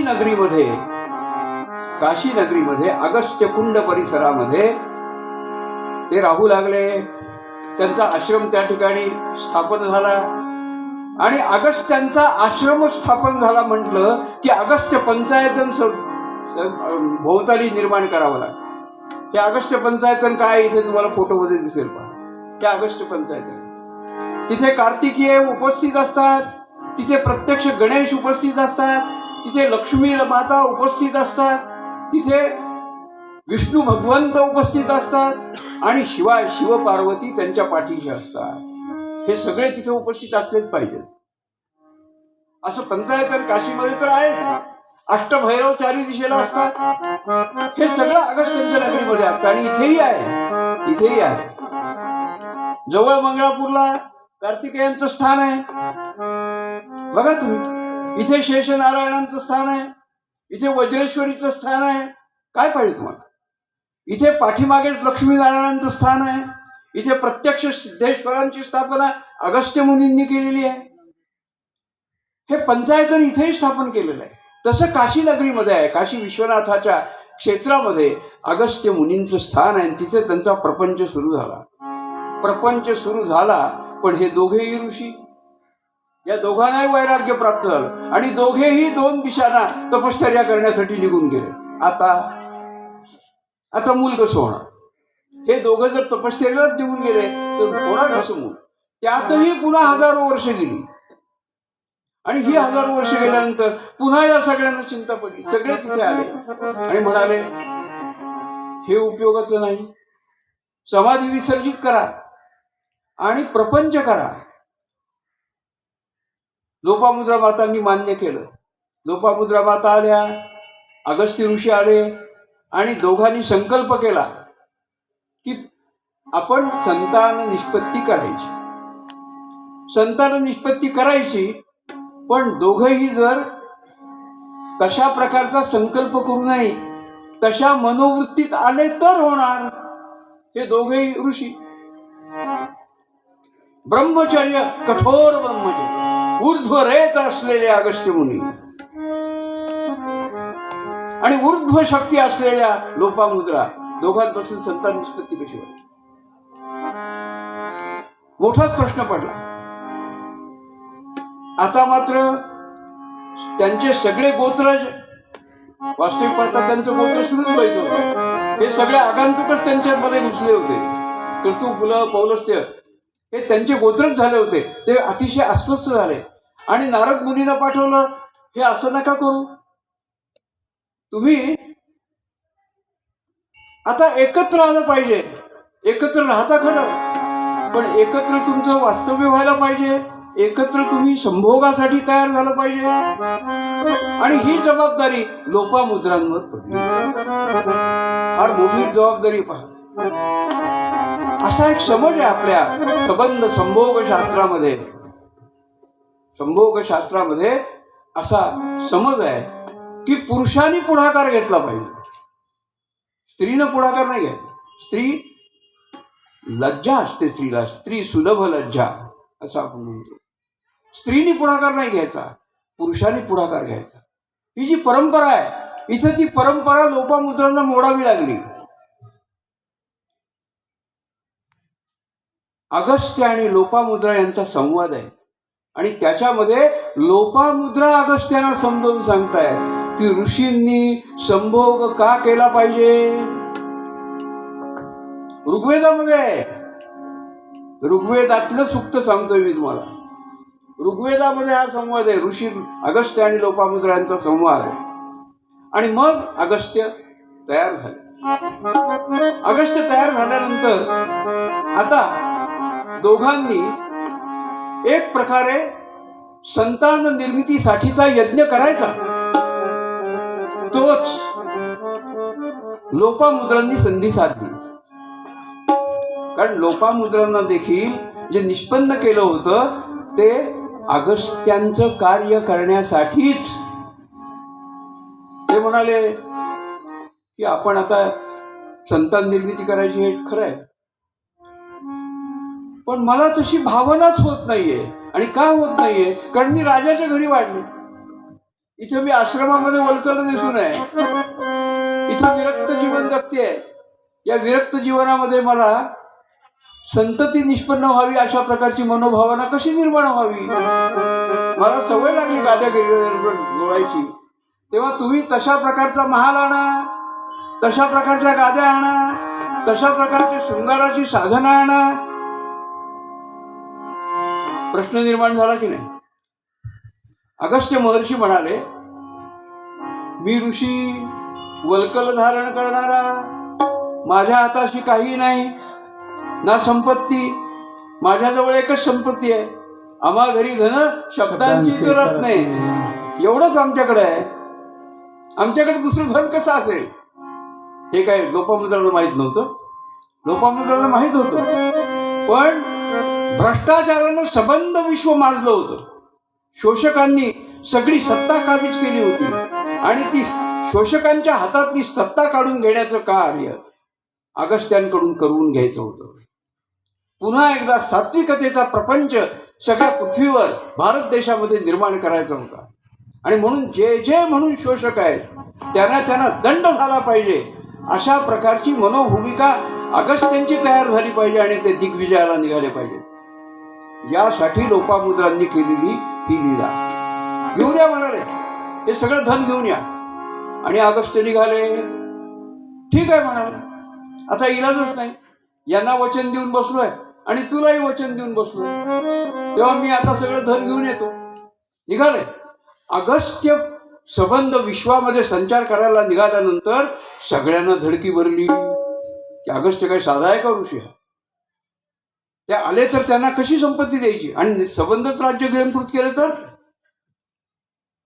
पण अगस्त्य हे व्हेटो वापरणारे नव्हते. कळलं का? ते काय अमेरिका नव्हते, रशिया नव्हते. ते भारत मातेचे पुत्र होते. ते विश्वात्मक आर्य संस्कृती निर्माण करणारे, भरत राष्ट्र निर्माण करणारे योद्धे होते. निघाले.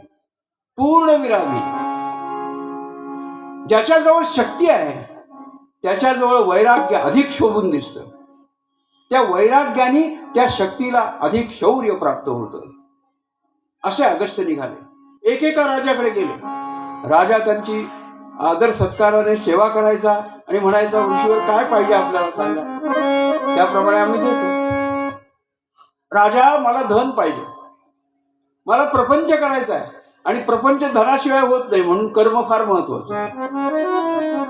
कर्म करायचं आहे, पण ते कर्म कसं करायचं याची सुद्धा सूत्र अगस्त्यांनी सगळ्यांना सांगितली आहेत. त्यांनी राजाला सांगायचं, हे बघ राजा, मला तुझ्याकडून धन पाहिजे हे खरं, पण सर्व प्रजेच्या सर्व गरजा भागवून राजशकट चालवण्यासाठी लागणारं द्रव्यही ठेवून मग काही उरलं असेल तर ते मला दे. मला बाकीचं देऊ नकोस. तुझ्याकडे अतिरिक्त धन असेल तर मला दे. राजा आपल्या खजिन्यामध्ये जायचा, खजिनदाराला विचारायचा, किती धन आपल्याकडे शिल्लक राहतं. महाराज, आपल्याकडे धनच नाही, आपल्यालाच कमी पडतंय, प्रजेला सगळं देऊन मग द्यायचंय, हे कसं करायचं. राजा यायचा, ऋषीवर, आपल्या आज्ञेप्रमाणे मी आपल्याला काहीच देऊ शकत नाही, फक्त जे माझ्याकडे आहे धन माझं म्हणून तेच मी तुम्हाला देऊ शकतो. ते अल्पधन जे काही असेल ते फक्त अगस्त्याला द्यायचं. अगस्त्याने तेही जर तुझ्या प्रजेसाठी कमी पडत असेल तर हे धन परत घे. एवढी विरक्ती. असे ऋषी होते आपले. कशा तऱ्हेनं समाजाचा सांभाळ करायचा, प्रजेचा कशा तऱ्हेनं सांभाळ करायचा हे या ऋषींनी शिकवलं. असं करता करता करता ऋषी पुढे प्रवास करू लागले. आणि मग एका राजाला हे लक्षात आलं की ऋषींना जे साधायचंय तिकडे ऋषींना पाठवलं पाहिजे. आणि म्हणून त्यांनी सांगितलं की हे बघा, तुम्ही वातापी नगरीमध्ये जा. वातापी नगरीमध्ये अशा तऱ्हेनं सर्वांचं शोषण करून आम्ही देखील आज त्याचेच पांडित झालेलो आहोत. तेव्हा आम्ही काय करावं. त्याच्याकडे गेल्यानंतर त्यांनी असं जे शोषण करून मिळवलेलं धन आहे ते इतकं आहे की संबंध विश्व 5 वेळा विकत घेता येईल एवढं धन आहे. आजही आपल्याकडे अशा तऱ्हेचे भरपूर लोक आहेत. धन कमी असू नाही, भारत देश 4 वेळा विकत घेऊ शकतील अशा प्रकारचे धनाढ्य सुद्धा भारतात आहेत. असे कितीतरी शोषक आपल्या अवतीभोवती फिरतायत. या शोषकांना कसा धडा शिकवायचा, त्यासाठी ते वातापी नगरीमध्ये गेले. वातापी नगरी म्हणजे कोणती? आजची जी हम्पी आहे, कर्नाटकमध्ये हम्पी, कर्नाटकमध्ये हम्पी जी आहे ती होती वातापी नगरी. तीच नगरी रामायणातली किष्किंधा आहे. लक्षात घ्या, रामायणामध्ये ज्या किष्किंधा नगरीचं नाव येतं, वाली सुग्रीवाची किष्किंधा, तीच हम्पी, तीच वातापी नगरी. इथे वातापी आणि इल्वल राज्य करत होते. इल्वल सम्राट होता, वातापी प्रधान होता आणि ते एकच काम करायचे, दानव वृत्तीने सर्व राजांना छळायचे आणि त्यांना ओरबडून घ्यायचे. त्यामुळे सगळ्या राजांची अवस्था अशी झाली होती. आणि या सगळ्या राजांचं हे दुरीत नष्ट करण्यासाठी लोपामुद्रांनी ही लीला केली होती. केवढी करुणा. प्रत्यक्ष लक्ष्मी, प्रत्यक्ष पार्वती माता, प्रत्यक्ष माया लोपामुद्रांच्या रूपाने प्रकट झाल्या होत्या आणि लेकरांना सांभाळण्यासाठीच तर त्यांचा जन्म होता. ही लेकरं अशी पिडलेली होती. आणि म्हणून लोपामुद्रांचं वैशिष्ट्य काय, तर लहानग्या लेकरांचा सांभाळ करणं. कोणाही लेकराला काही होऊ लागलं तर श्रद्धेनं लोपामुद्रांच्या पायावर घातल्यानंतर सर्व प्रकारची दुरितं नाहीशी होतात. लिहून ठेवा हे, श्रद्धेने जा. मात्र श्रद्धा पाहिजे आणि श्रद्धेमध्ये अंधत्व असत नाही. स्पष्ट श्रद्धा पाहिजे. जसं अगस्त्यांकडे तुम्ही कोणताही संकल्प केला, तो जर शुद्ध अंतःकरणाने ठामपणाने केला असेल तर तो सफल झालाच म्हणून समजा. ही अगस्त्यांची सांगी आहे, तीच लोपामुद्रांची आहे, तीच लोपामुद्रांची आहे. आपण खरोखरीच फार भाग्यवान आहोत की त्यांच्या प्रत्यक्ष मुख्य केंद्रामध्ये बसलो, त्यांची कथा ऐकतो. केवढं केवढं भाग्य आहे आपलं. गेले अगस्त हे काय करत होते? वातापी आणि इल्वल. वाताप आणि इल्वल मोठी गंमत करत होते बरं. ऋषी मुनी आले की त्यांचं खूप आदरातिथ्य करायचं, सत्कार करायचा. मध्ये एक मी चित्रपट पाहत होतो आणि चित्रपटामध्ये निळू फुले नायक होते आणि ते नायक आणि खलनायक दोन्ही भूमिका निळू फुले करत असत. नको असलेला माणूस आला की त्याला खूप आदराने वागवायचं आणि आपल्या हस्तकाला सांगायचं, यांचा चांगला सत्कार करून टाका, म्हणजे त्यांना मारून टाका. बरोबर हीच खेळी हा इल्वल आणि वातापी करत होते. ऋषी मुनी आले की त्यांचा आदर सत्कार करायचा आणि त्यांना समिष भोजन खाऊ घालायचं. पुन्हा आला प्रश्न मागच्यासारखाच की ऋषी समिष भोजन करत होते का? होय. मी ठामपणाने सांगतो की भारतीय संस्कृतीमध्ये माणसाचं जे प्रथम स्वरूप आहे, माणूस हा मिश्र आहारी आहे. तेव्हा आपण समिष भोजन केलं तर काहीतरी फार मोठा अपराध केला असं समजायचं कारण नाही. अपराध केला असं वाटू लागलं रे लागलं की एका अपराधापाठोपाठ दुसरा अपराध सुरू होतो, तिसरा अपराध सुरू होतो, चौथा अपराध सुरू होतो, लपवाछप्पी सुरू होते. करू नका लपवाछप्पी, खावंसं वाटलं खा, मोकळेपणाने खा, सगळ्यांच्या समोर खा. खाणं चांगलं आहे का? पण ज्ञानोबांच्या नगरीमध्ये आपण राहतो, प्रवरेच्या तीरावर राहतो, माऊलींच्या समोर आपण बसतो. जीव सुद्धा भगवद्गीतेमध्ये अहिंसे रूप की जैल, ज्ञानेश्वरीमध्ये येतो विषय तो. जीवातळी अंथुरितू आपुला जीव. आपला जीव सुद्धा जीवाच्या पायाखाली अंथरायचा. एवढी करुणा. मग तो जीव खाईल का? मग खाणं चांगलं आहे का? मग त्यासाठी आम्हाला पुन्हा तुमच्यावर एक छडी मारावी लागते. कारण हे सगळे संत म्हणजे लोकशिक्षक ते छडी मारतात. कोणती छडी मारतात? तुम्हाला एक माळ घालून टाकतात. आता माळ घातली बरं का, आम्ही शिष्यात इच्छेत पराभवन त्यांना मान्य आहे ना, मग आम्ही शिष्य त्यांच्या पुढचे. खायचं आहे ना, काढून ठेवा. सकाळी पुन्हा स्नान करा, पुन्हा ती माऊली माऊली झाला. माऊली काय घ्यायचं आणि काय घ्यायचं नाही याच्याकडे लक्ष द्या. इल्वल अशा तऱ्हेनं पाहुणचार करायचे. आणि पाहुणचार कसा करायचे? त्या वातापीला सांगायचे की तू पशुचं रूप घे. त्यांनी अजापुत्रम बलिम दद्यात, त्यांनी बोकड व्हायचं. अज म्हणजे बोकड. त्यांनी बोकड व्हायचं, त्यांनी हरिण व्हायचं, त्यांनी आवश्यक असलेला पशु व्हायचं आणि त्याचं मांस रांधायचं आणि ते ऋषींना खाऊ घालायचं. ऋषींनी ते खाल्लं, अतिशय चमचमीत करायचं. कुठे खावं तर तिथेच खावं असं ऋषींनी सुद्धा म्हणावं. इल्वल वातापी शोषक राक्षस. इल्वल वातापी शोषक राक्षस. शोषक राक्षस. इल्वल वातापी शोषक राक्षस. इल्वल वातापी शोषक राक्षस. इल्वल वातापी शोषक राक्षस. इल्वल वातापी शोषक राक्षस. इल्वल वातापी शोषक राक्षस.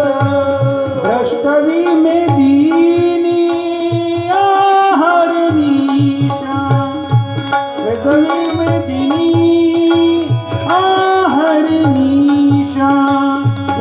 इल्वल वातापी शोषक राक्षस इल्वल वातापी शोषक राक्षस शोषक राक्षस इल्वल वातापी शोषक राक्षस.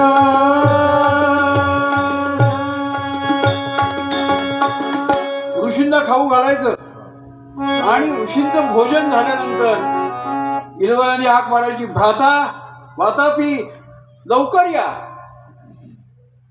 मग हे मायावी राक्षस ऋषींचं उदर विदारून पुन्हा वातापी प्रकट होत असत आणि ऋषी संपून जात असत. असे लक्षावधी ऋषी मारून टाकले. लक्षावधी ऋषी म्हणजे ऋषींची संख्या बरीच होती का हो. या मार्गाने जाणारे, पारमार्थिक मार्गाने जाणारे जे लोक होते, जे त्यांच्याकडे याचना करायला येत असत, त्या सर्वांना मारले. ही सगळी हकीकत अगस्त्यानं समजली आणि अगस्त्यांनी वातापी नगरीमध्ये प्रवेश केला. दूत पाठवला, महर्षी अगस्त्य आलेले आहेत. महर्षी अगस्त्य आलेले आहेत ऐकल्याबरोबर इल्वलाच्या तोंडाला पाणी सुटलं की बस, जगाला ललामभूत असलेला हा योद्धा आज माझ्याकडे याचना करायला आलेला. हा संपला की जगावर राज्य माझंच. एवढा अधिकार अगस्त्यांचा होता. गेला, वेशीवर गेला, आदरानं, ऋषीवर मी आपल्याला शरण आहे. त्याला वाजत गाजत आपल्या महालामध्ये घेऊन आला आणि सांगितलं, स्थानापन्न व्हा स्वतःच्या सिंहासनावर. इल्वला, तुझ्या सिंहासनावर बसण्याची माझी लायकी नाही, कारण मी ऋषी आहे. मला ते चालणार नाही. हे ऐश्वर्य मला काय उपयोग. पण तुकारामांनी शिवछत्रपतींना सांगणं वेगळं. ते शिवछत्रपती होते आणि हे तुकारामही होते. दोघंही विरक्त, दोघंही संतच. अशा अवस्थेतले इथे एक राक्षस आणि इथे एक संत. राक्षसाला सांगताय की माझं काम नाही, ते काम तुझं आहे. आपण कशा करता आलात. त्यांनी सांगितलं, मला विवाह केलेला आहे आणि माझ्या पत्नीची अशी इच्छा आहे की मी ऐश्वर्य संपन्न असावं आणि तुझ्याकडे तर भरपूर ऐश्वर्य आहे. वा वा वा ऋषीवर, मला अतिशय आनंद झालाय. हे सगळं राज्य आपलंच आहे. म्हणायला काय जातं, कारण काय करायचं ठरलेलं आहे. वातापीना सांगितलं, यांचा सत्कार करून टाका. ठरलं. त्यांना भोजनाला बसवलं. वातापींचं मांस त्यांच्या उदरामध्ये गेलं आणि अगस्त्य ढेकर देत बाहेर आले, महालामध्ये आले. पुन्हा आल्यानंतर इल्वल हात जोडून उभे राहिले. अगस्त्यच म्हणाले, अरे तुझे बंधू दिसत नाहीत, वातापी कुठे गेले. नाही नाही, तिथेच आहे, मी हाक मारतो म्हणाले. त्याला संधीच मिळाली, आता हाक मारली की झालं काम. अगस्त्य संपले. वातापी आवाज नाही. वातापी, अहो वातापी. मग अगस्त्य पोटावरून हात फिरीत म्हणाले, इल्वला, वातापी हजम, वातापी पचवलाय. म्हणून नुसत्या अगस्त्यांचं नामस्मरण करून जर आपल्या उदरामध्ये काही रोग वाटत असेल, अस्वस्थता वाटत असेल, तर अगस्त्यांचं नाम घेऊन उजव्या बाजूनी डावीकडून आपल्या उदरावरून जर आपण उजवा हात फिरवला तर तात्काळ पोटात दुखणं थांबून जातं. अगस्त्य कुंभकर्णांच्या ओम अगस्त्य भगवान अगस्त्य महाराज की जय. हा साधा उपाय मी तुम्हाला सांगेन. मात्र अगस्त्यांचं नाव श्रद्धेनं घ्यायचं. श्रद्धा असेल तर सारं काही होईल. वातापी हजम म्हटल्याबरोबर इल्वल अतिशय चवताळला. वातापीला मारलं तसं तुम्हाला आम्ही ठेवत नाही. शस्त्र उगारलं आणि धावून गेला त्यांच्या अंगावर. अगस्त्यांच्या अंगावर वातापी इल्वल धावून गेला. केवढं धाडस त्याच. अगस्त्य काही साधे होते का हो? ज्यानं सागर प्राशन केला, ज्यांनी विंध्याला नमवलं, नहुषांचा अहंकार ज्यांनी, इंद्र आणि मरुतांचा समेत ज्यांनी घडवला, त्यांना काय अवघड होतं. अगस्त्याने अक्षरशः एका मुष्टीच्या प्रहारामध्ये इल्वलाला ठार केलं. ओम श्री भगवान अगस्त्य महाराज की जय. आणि अवघा भ्रष्टाचार, नाठाळाचे माथा सोटा देऊ. संतांच्या हातामध्ये फक्त काही टाळ आणि विणाच नसतो.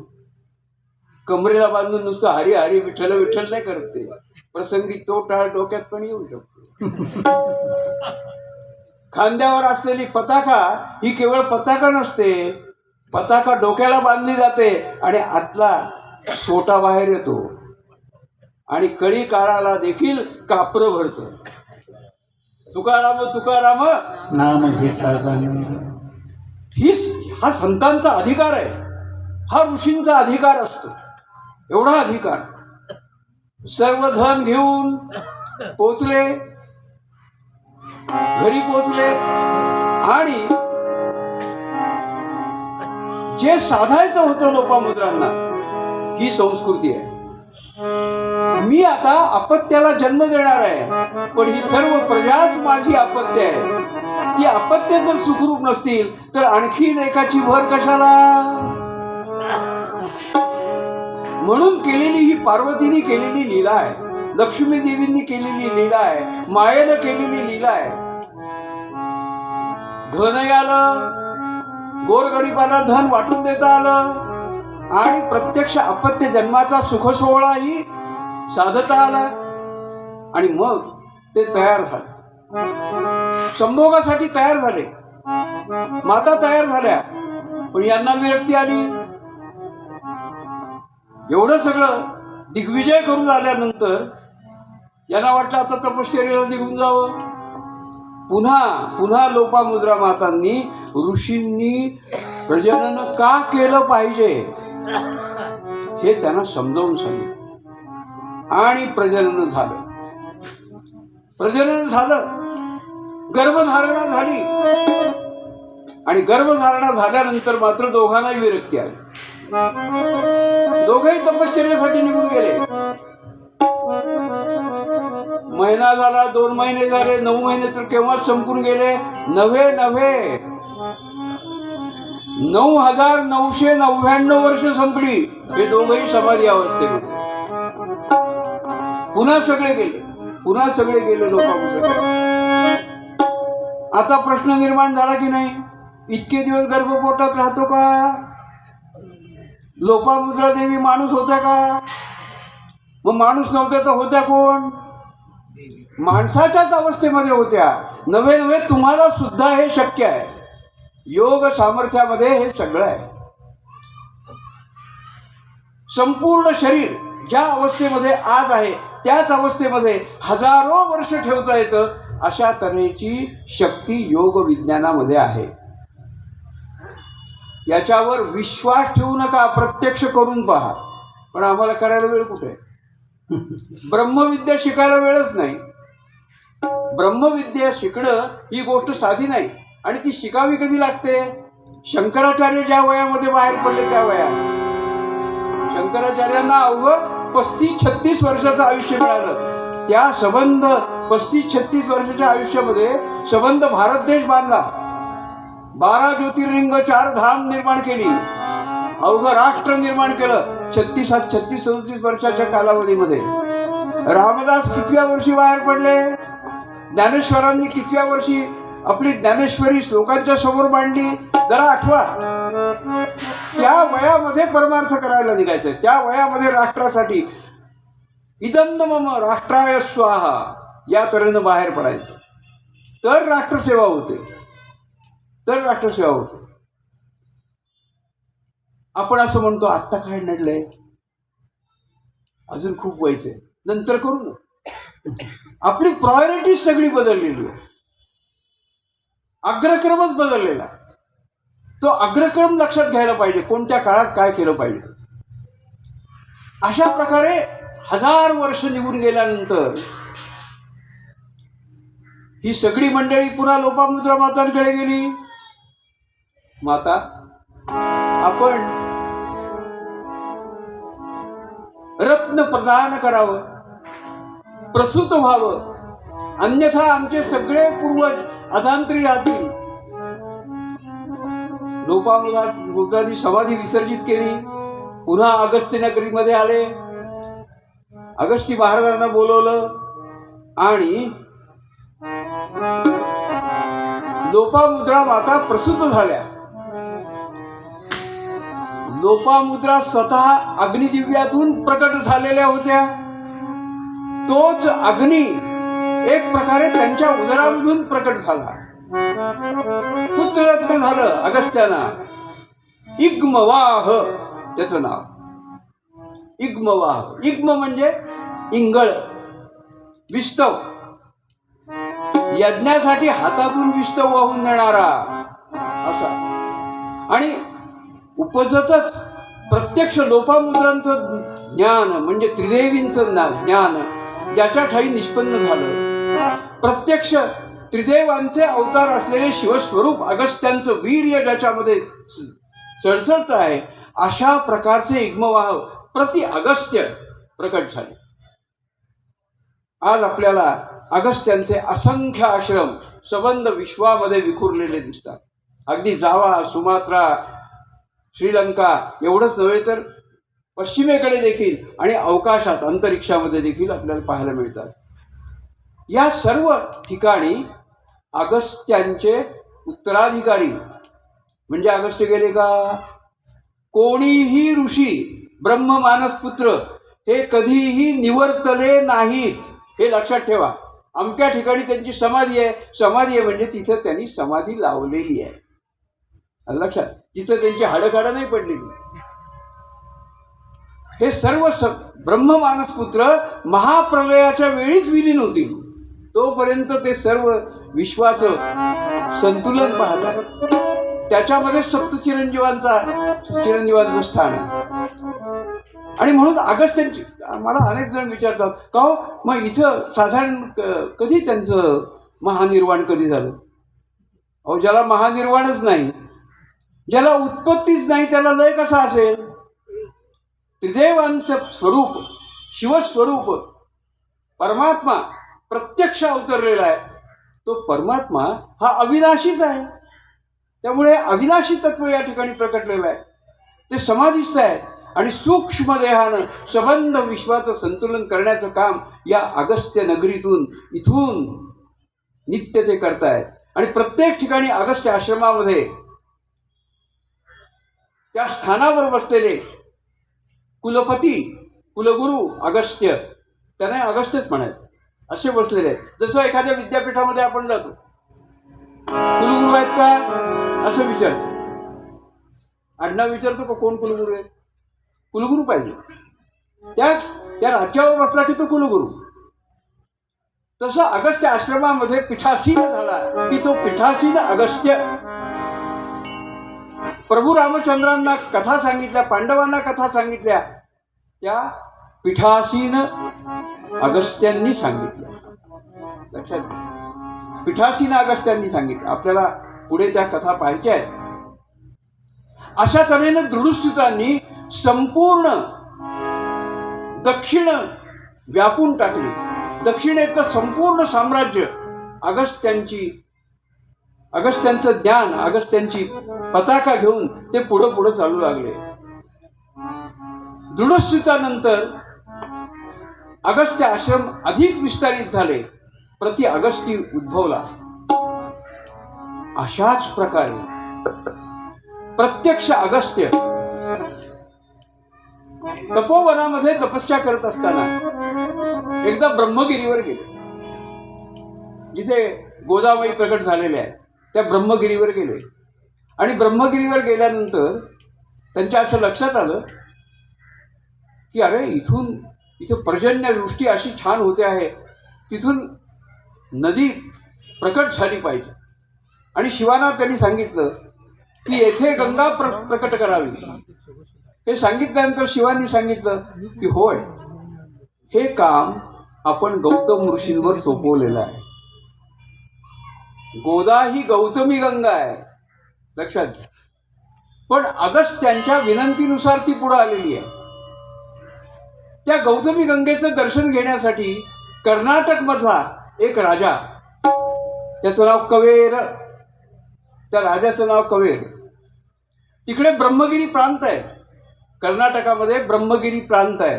त्या प्रांताला आजचं नाव आहे कुर्ग. कुर्ग हे नाव आहे. त्या प्रांताचा अधिपती कवेर तिथे आलेला होता. आणि त्यांनी अगस्त्याला पाहिल्याबरोबर त्याला स्मरण झालं की आपल्याला जी कन्या आहे ती शिवांनी अगस्त्याला अर्पण करण्यासाठीच निर्माण केलेली आहे. तिचं नाव कावेरी. कावेरी ही तिचं नाव. ब्रह्मगिरीवर कवेरांनी अगस्त्याला सांगितलं की आपण आमच्या प्रांती यावं, आमच्या राज्यामध्ये यावं आणि माझ्या कन्येचा स्वीकार करावा. अगस्त्य म्हणाले, अहो महाराज, असं कसं चालेल? मी विवाहित आहे, ऋषी आहे, विरक्त आहे, मी इतका वृद्ध आहे आणि मी तुमच्या कन्येचा स्वीकार कसा करू? शिव प्रकट झाले आणि शिवांनी सांगितलं त्यासाठीच तिची योजना आहे. अगस्ती महाराज कवेराकडे गेले आणि कवेराकडे गेल्यानंतर रितसर कवेरांच्या पुत्रीशी म्हणजे कावेरीशी त्यांचा विवाह झाला. हा अगस्त्यांचा द्वितीय विवाह, प्रत्यक्ष कावेरीशी. विवाह करताना कावेरी मातांनी स्पष्टपणाने अगस्त्यांना सांगितलं की मी आपल्याशी विवाह करते ते शिवाज्ञेने करते आहे आणि तुमच्या कामामध्ये मी सहाय्य व्हावं म्हणून मी जन्माला आलेली आहे. तुमच्या कार्यात सहाय्य होण्यासाठी. ठीक आहे म्हणाले. विवाह झाल्याबरोबर तुमच्या कार्यामध्ये मला सामावून घ्या. विवाह झाला, महिने गेले, कावेरी माताला कोणतंच काम सांगितलं गेलं नाही. कसं सांगणार? कावेरी माताला घेऊन आश्रमामध्ये ते राहू लागले, ब्रह्मगिरी प्रांतामध्ये. लक्षात घ्या, ब्रह्मगिरी ही सासूरवाडीच एक प्रकारची, कुर्ग प्रांत म्हणणं. तिथे ते राहू लागले आणि आश्रमामध्ये राहता राहता शिवांनी लीला केली. अगस्ती भगवानांनी सांगितलं की हिला माझ्या कार्यामध्ये समाविष्ट करायचं आहे, त्याची लीला घडावी. एक दिवस अचानक रात्री कावेरींच्या पोटामध्ये प्रचंड दुखू लागलं, तळमळू लागल्या, तगमगू लागल्या. पहाट झाली, यांची स्नानाची वेळ झाली आणि अगस्ती म्हणाले, या अवस्थेत मी तुला एकटीला कशी टाकून जाऊ? कसं टाकून जाणार? मला तुमच्याबरोबर घेऊन चला. कथा खूप मोठी आहे, मी अगदी थोडक्यामध्ये आपल्या पुढे ती मांडतो आहे. कावेरीला जलरूप दिलं आणि कमंडलूमध्ये भरून घेतली आणि स्नानाला निघाले. सगळी लीला ठरलेली बघा, सगळी लीला ठरली. आता कावेरींना त्यांच्या कार्यामध्ये, जलव्यवस्थापनामध्ये, लक्षात घ्या, कालच्या कथेमध्ये मी तुम्हाला सांगितलं की भगीरथांना कसं सहाय्य केलं अगस्त्यांनी. गौतमी गंगा निर्माण होण्यासाठी कशी अगस्त्यांनी प्रार्थना केली, तशीच कथा कावेरींच्या संदर्भामध्ये झाली.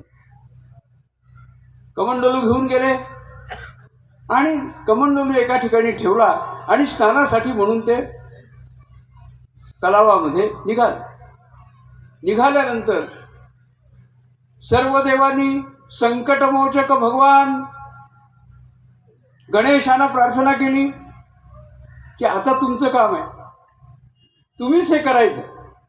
तुम्ही त्यांना अतिशय प्रिय आहात, तुम्ही ती लीला करा. गणेशांनी कावळ्याचं रूप घेतलं. गणपतीला कावळा व्हावं लागलं. कावळ्याचं फार महत्त्व आहे आपल्या संस्कृतीमध्ये. प्राचीन काळापासून कावळा आणि चिमणी आहेत आणि म्हणून आपल्या सगळ्यांना कावळा चिमणीची कथा माहितीच आहे. कावळा चिमणीच्या घरात शिरतो अशी उलटी कथा आहे आपल्याकडे. कावळ्याचं रूप घेतलं आणि कावळ्याचं रूप घेतल्याबरोबर श्री गणेश म्हणजे होते कोण हो? श्री गणेश म्हणजे प्रत्यक्ष विष्णू, विष्णूंचा अवतार. त्यांनी पटकन झेप घेतली त्या कमंडलूवर झेप घेतल्याबरोबर त्यांच्या पदस्पर्शाने कमंडलू लवणला आणि धो धो धो धो कावेरी वाहू लागली. ओम श्री कावेरी तेरी माता. माता की जय. आज कावेरी माता म्हणजे दक्षिण गंगा आहे एक प्रकारची. सबंध दक्षिणेकडचे सुजलाम सुफलाम करून टाकलेले कावेरी. ही कावेरी म्हणजे अगस्त्यांची पत्नी. त्याला पत्नी का म्हणायचं मग? पत्नी यासाठीच म्हणायचं की पत्नी ही अनुगामिनी असते. पुरुषाच्या सर्व कार्यामध्ये तिचा समान सहभाग असतो. नव्हे त्याहीपेक्षा अधिक सहभाग असतो. पुरुष तिच्याशिवाय कामच करू शकणार नाही, एवढा मोठा सहभाग असतो. ती त्याच्या पाठीशी नसेल तर तो काम करू शकत नाही. अगस्त्याला जलव्यवस्थापन करायचं, जसं पर्जन्य व्यवस्थापन करायचं तसं जलव्यवस्थापन करायचं होतं. तिकडे गंगा निर्माण झाली आणि इकडे कावेरी निर्माण झाली. आणि म्हणून सप्त सिंधूंमध्ये, सप्त नद्यांमध्ये गंगेचे यमुने चैव कृष्णे गोदे सरस्वती नर्मदा सिंधू कावेरी जलेस्मिन् सन्निधिं करो. या कावेरीला आता वाहवायचं आहे. पण ती कावेरी निर्माण केली आणि त्या क्षणी एकदम सबंध कर्नाटकाचाच नव्हे तर सबंध देशामध्ये दुष्काळ पडला. इतका प्रचंड दुष्काळ पडला. हा दुष्काळ पडला नव्हता. जसा तिकडे वातापी आणि इलवल होते तसा शूरपद्म नावाचा दानव अतिशय विक्राळ रूप त्यांनी धारण केलं होतं. आणि त्यांनी अगस्त्यांनी ऋतुचक्र निर्माण केलं काय? मी ते ऋतुचक्रच थांबवतो एवढी ताकद मिळवली. हे दानव सुद्धा तेवढेच ब्रह्मविद्या पारंगत होते. तंत्रज्ञ होते. शाक्त तंत्र होतं त्यांच्याकडे, शिवतंत्र होतं. हे सगळं शिवांकडून त्यांनी मागून घेतलेलं होतं आणि त्याच्यातून त्यांनी तो दुष्काळ निर्माण केला होता. 1000 वर्षाचा दुष्काळ. कावेरी मातानं तो निष्पन्न केलं. पण हा दुष्काळ हटवायचा आहे. काय करणार मी? 1000 वर्षाचा दुष्काळ हटवायचा. 1000 वर्षात पर्जन्यच पडलं नाही का? दुष्काळ म्हणजे काय असतं? पर्जन्य पडतं पण कमी पडतं, अनियमित होतं. अशा परिस्थितीमध्ये काय करायचं? अगस्त्य तर अगस्त्य होते म्हणजे काय होते? त्यांच्या हातात पार्वती मातानी अगस्त्य उदळ दिलेली होती. ती उदळ घेऊन अगस्त्य सरसावले आणि सबंध त्या कुर्ग प्रांतामध्ये, सह्याद्रीमध्ये त्यांनी समतल चर निर्माण केले. समतल चर, आज जे आपण समतल चर निर्माण करतो, पाणी आडवा पाणी हिरवा, याचा प्रथम प्रयोग दक्षिणेमध्ये अगस्त्यांनी केला उदळीच्या साह्याने. आणि शूर पद्म शरण आला. दुष्काळ हटला. जलयुक्त शिवार झालं. लक्षात, जलयुक्त शिवार झालं. शूरपद्म शरण आला. शूरपद्म शरण आल्यानंतर त्याला एक काम दिलं की या सबंध दक्षिणेला पाणी पुरवठा होऊ शकेल अशा पद्धतीनं तू पुढं चालायचं. तुझ्या पाठीमागे कावेरी येत जाईल. आणि म्हणून शूरपद्माला थेट बंगालच्या उपसागरामध्ये नेऊन सोडलं. अशा रीतीनं भगवान अगस्त्यांनी आपल्या दोन्हीही पत्न्यांना आपल्या कार्यामध्ये सामावून घेतलं. एक सबंध विश्वाचा सांभाळ करणारे, मुख्यतः सर्व बालकांचा सांभाळ करणारी अशा प्रकारची लोपामुद्रा, जिनं स्वतःचं अस्तित्व नाहीसं करून अगस्त्यांमध्ये स्वतःची मुद्रा लोपून टाकली अशी लोपामुद्रा. आणि दुसरी अगस्त्यांच्या कार्यामध्ये स्वतःला वाहून घेणारी अशी कावेरी. अगस्त्यांचं महात्म्य आणि अगस्त्यांचा थोरपणा कसा आहे पहा. ओम श्री भगवान अगस्त्य महाराज की जय. अगस्त्य अगस्त्य अगस्त्य अगस्त्य मुखी नाम वाची. अगस्त्य अगस्त्य मुखी नाम वाची. अगस्त्य अगस्त्य हे अगस्त्य अगस्त्य अगस्त्य अगस्त्य मुखी नाम वाचे. अगस्त्य अगस्त्य अगस्त्य अगस्त्य अगस्त्य अगस्त्य. बोला टाळी वाजवा. अगस्त्य अगस्त्य अगस्त्य अगस्त्य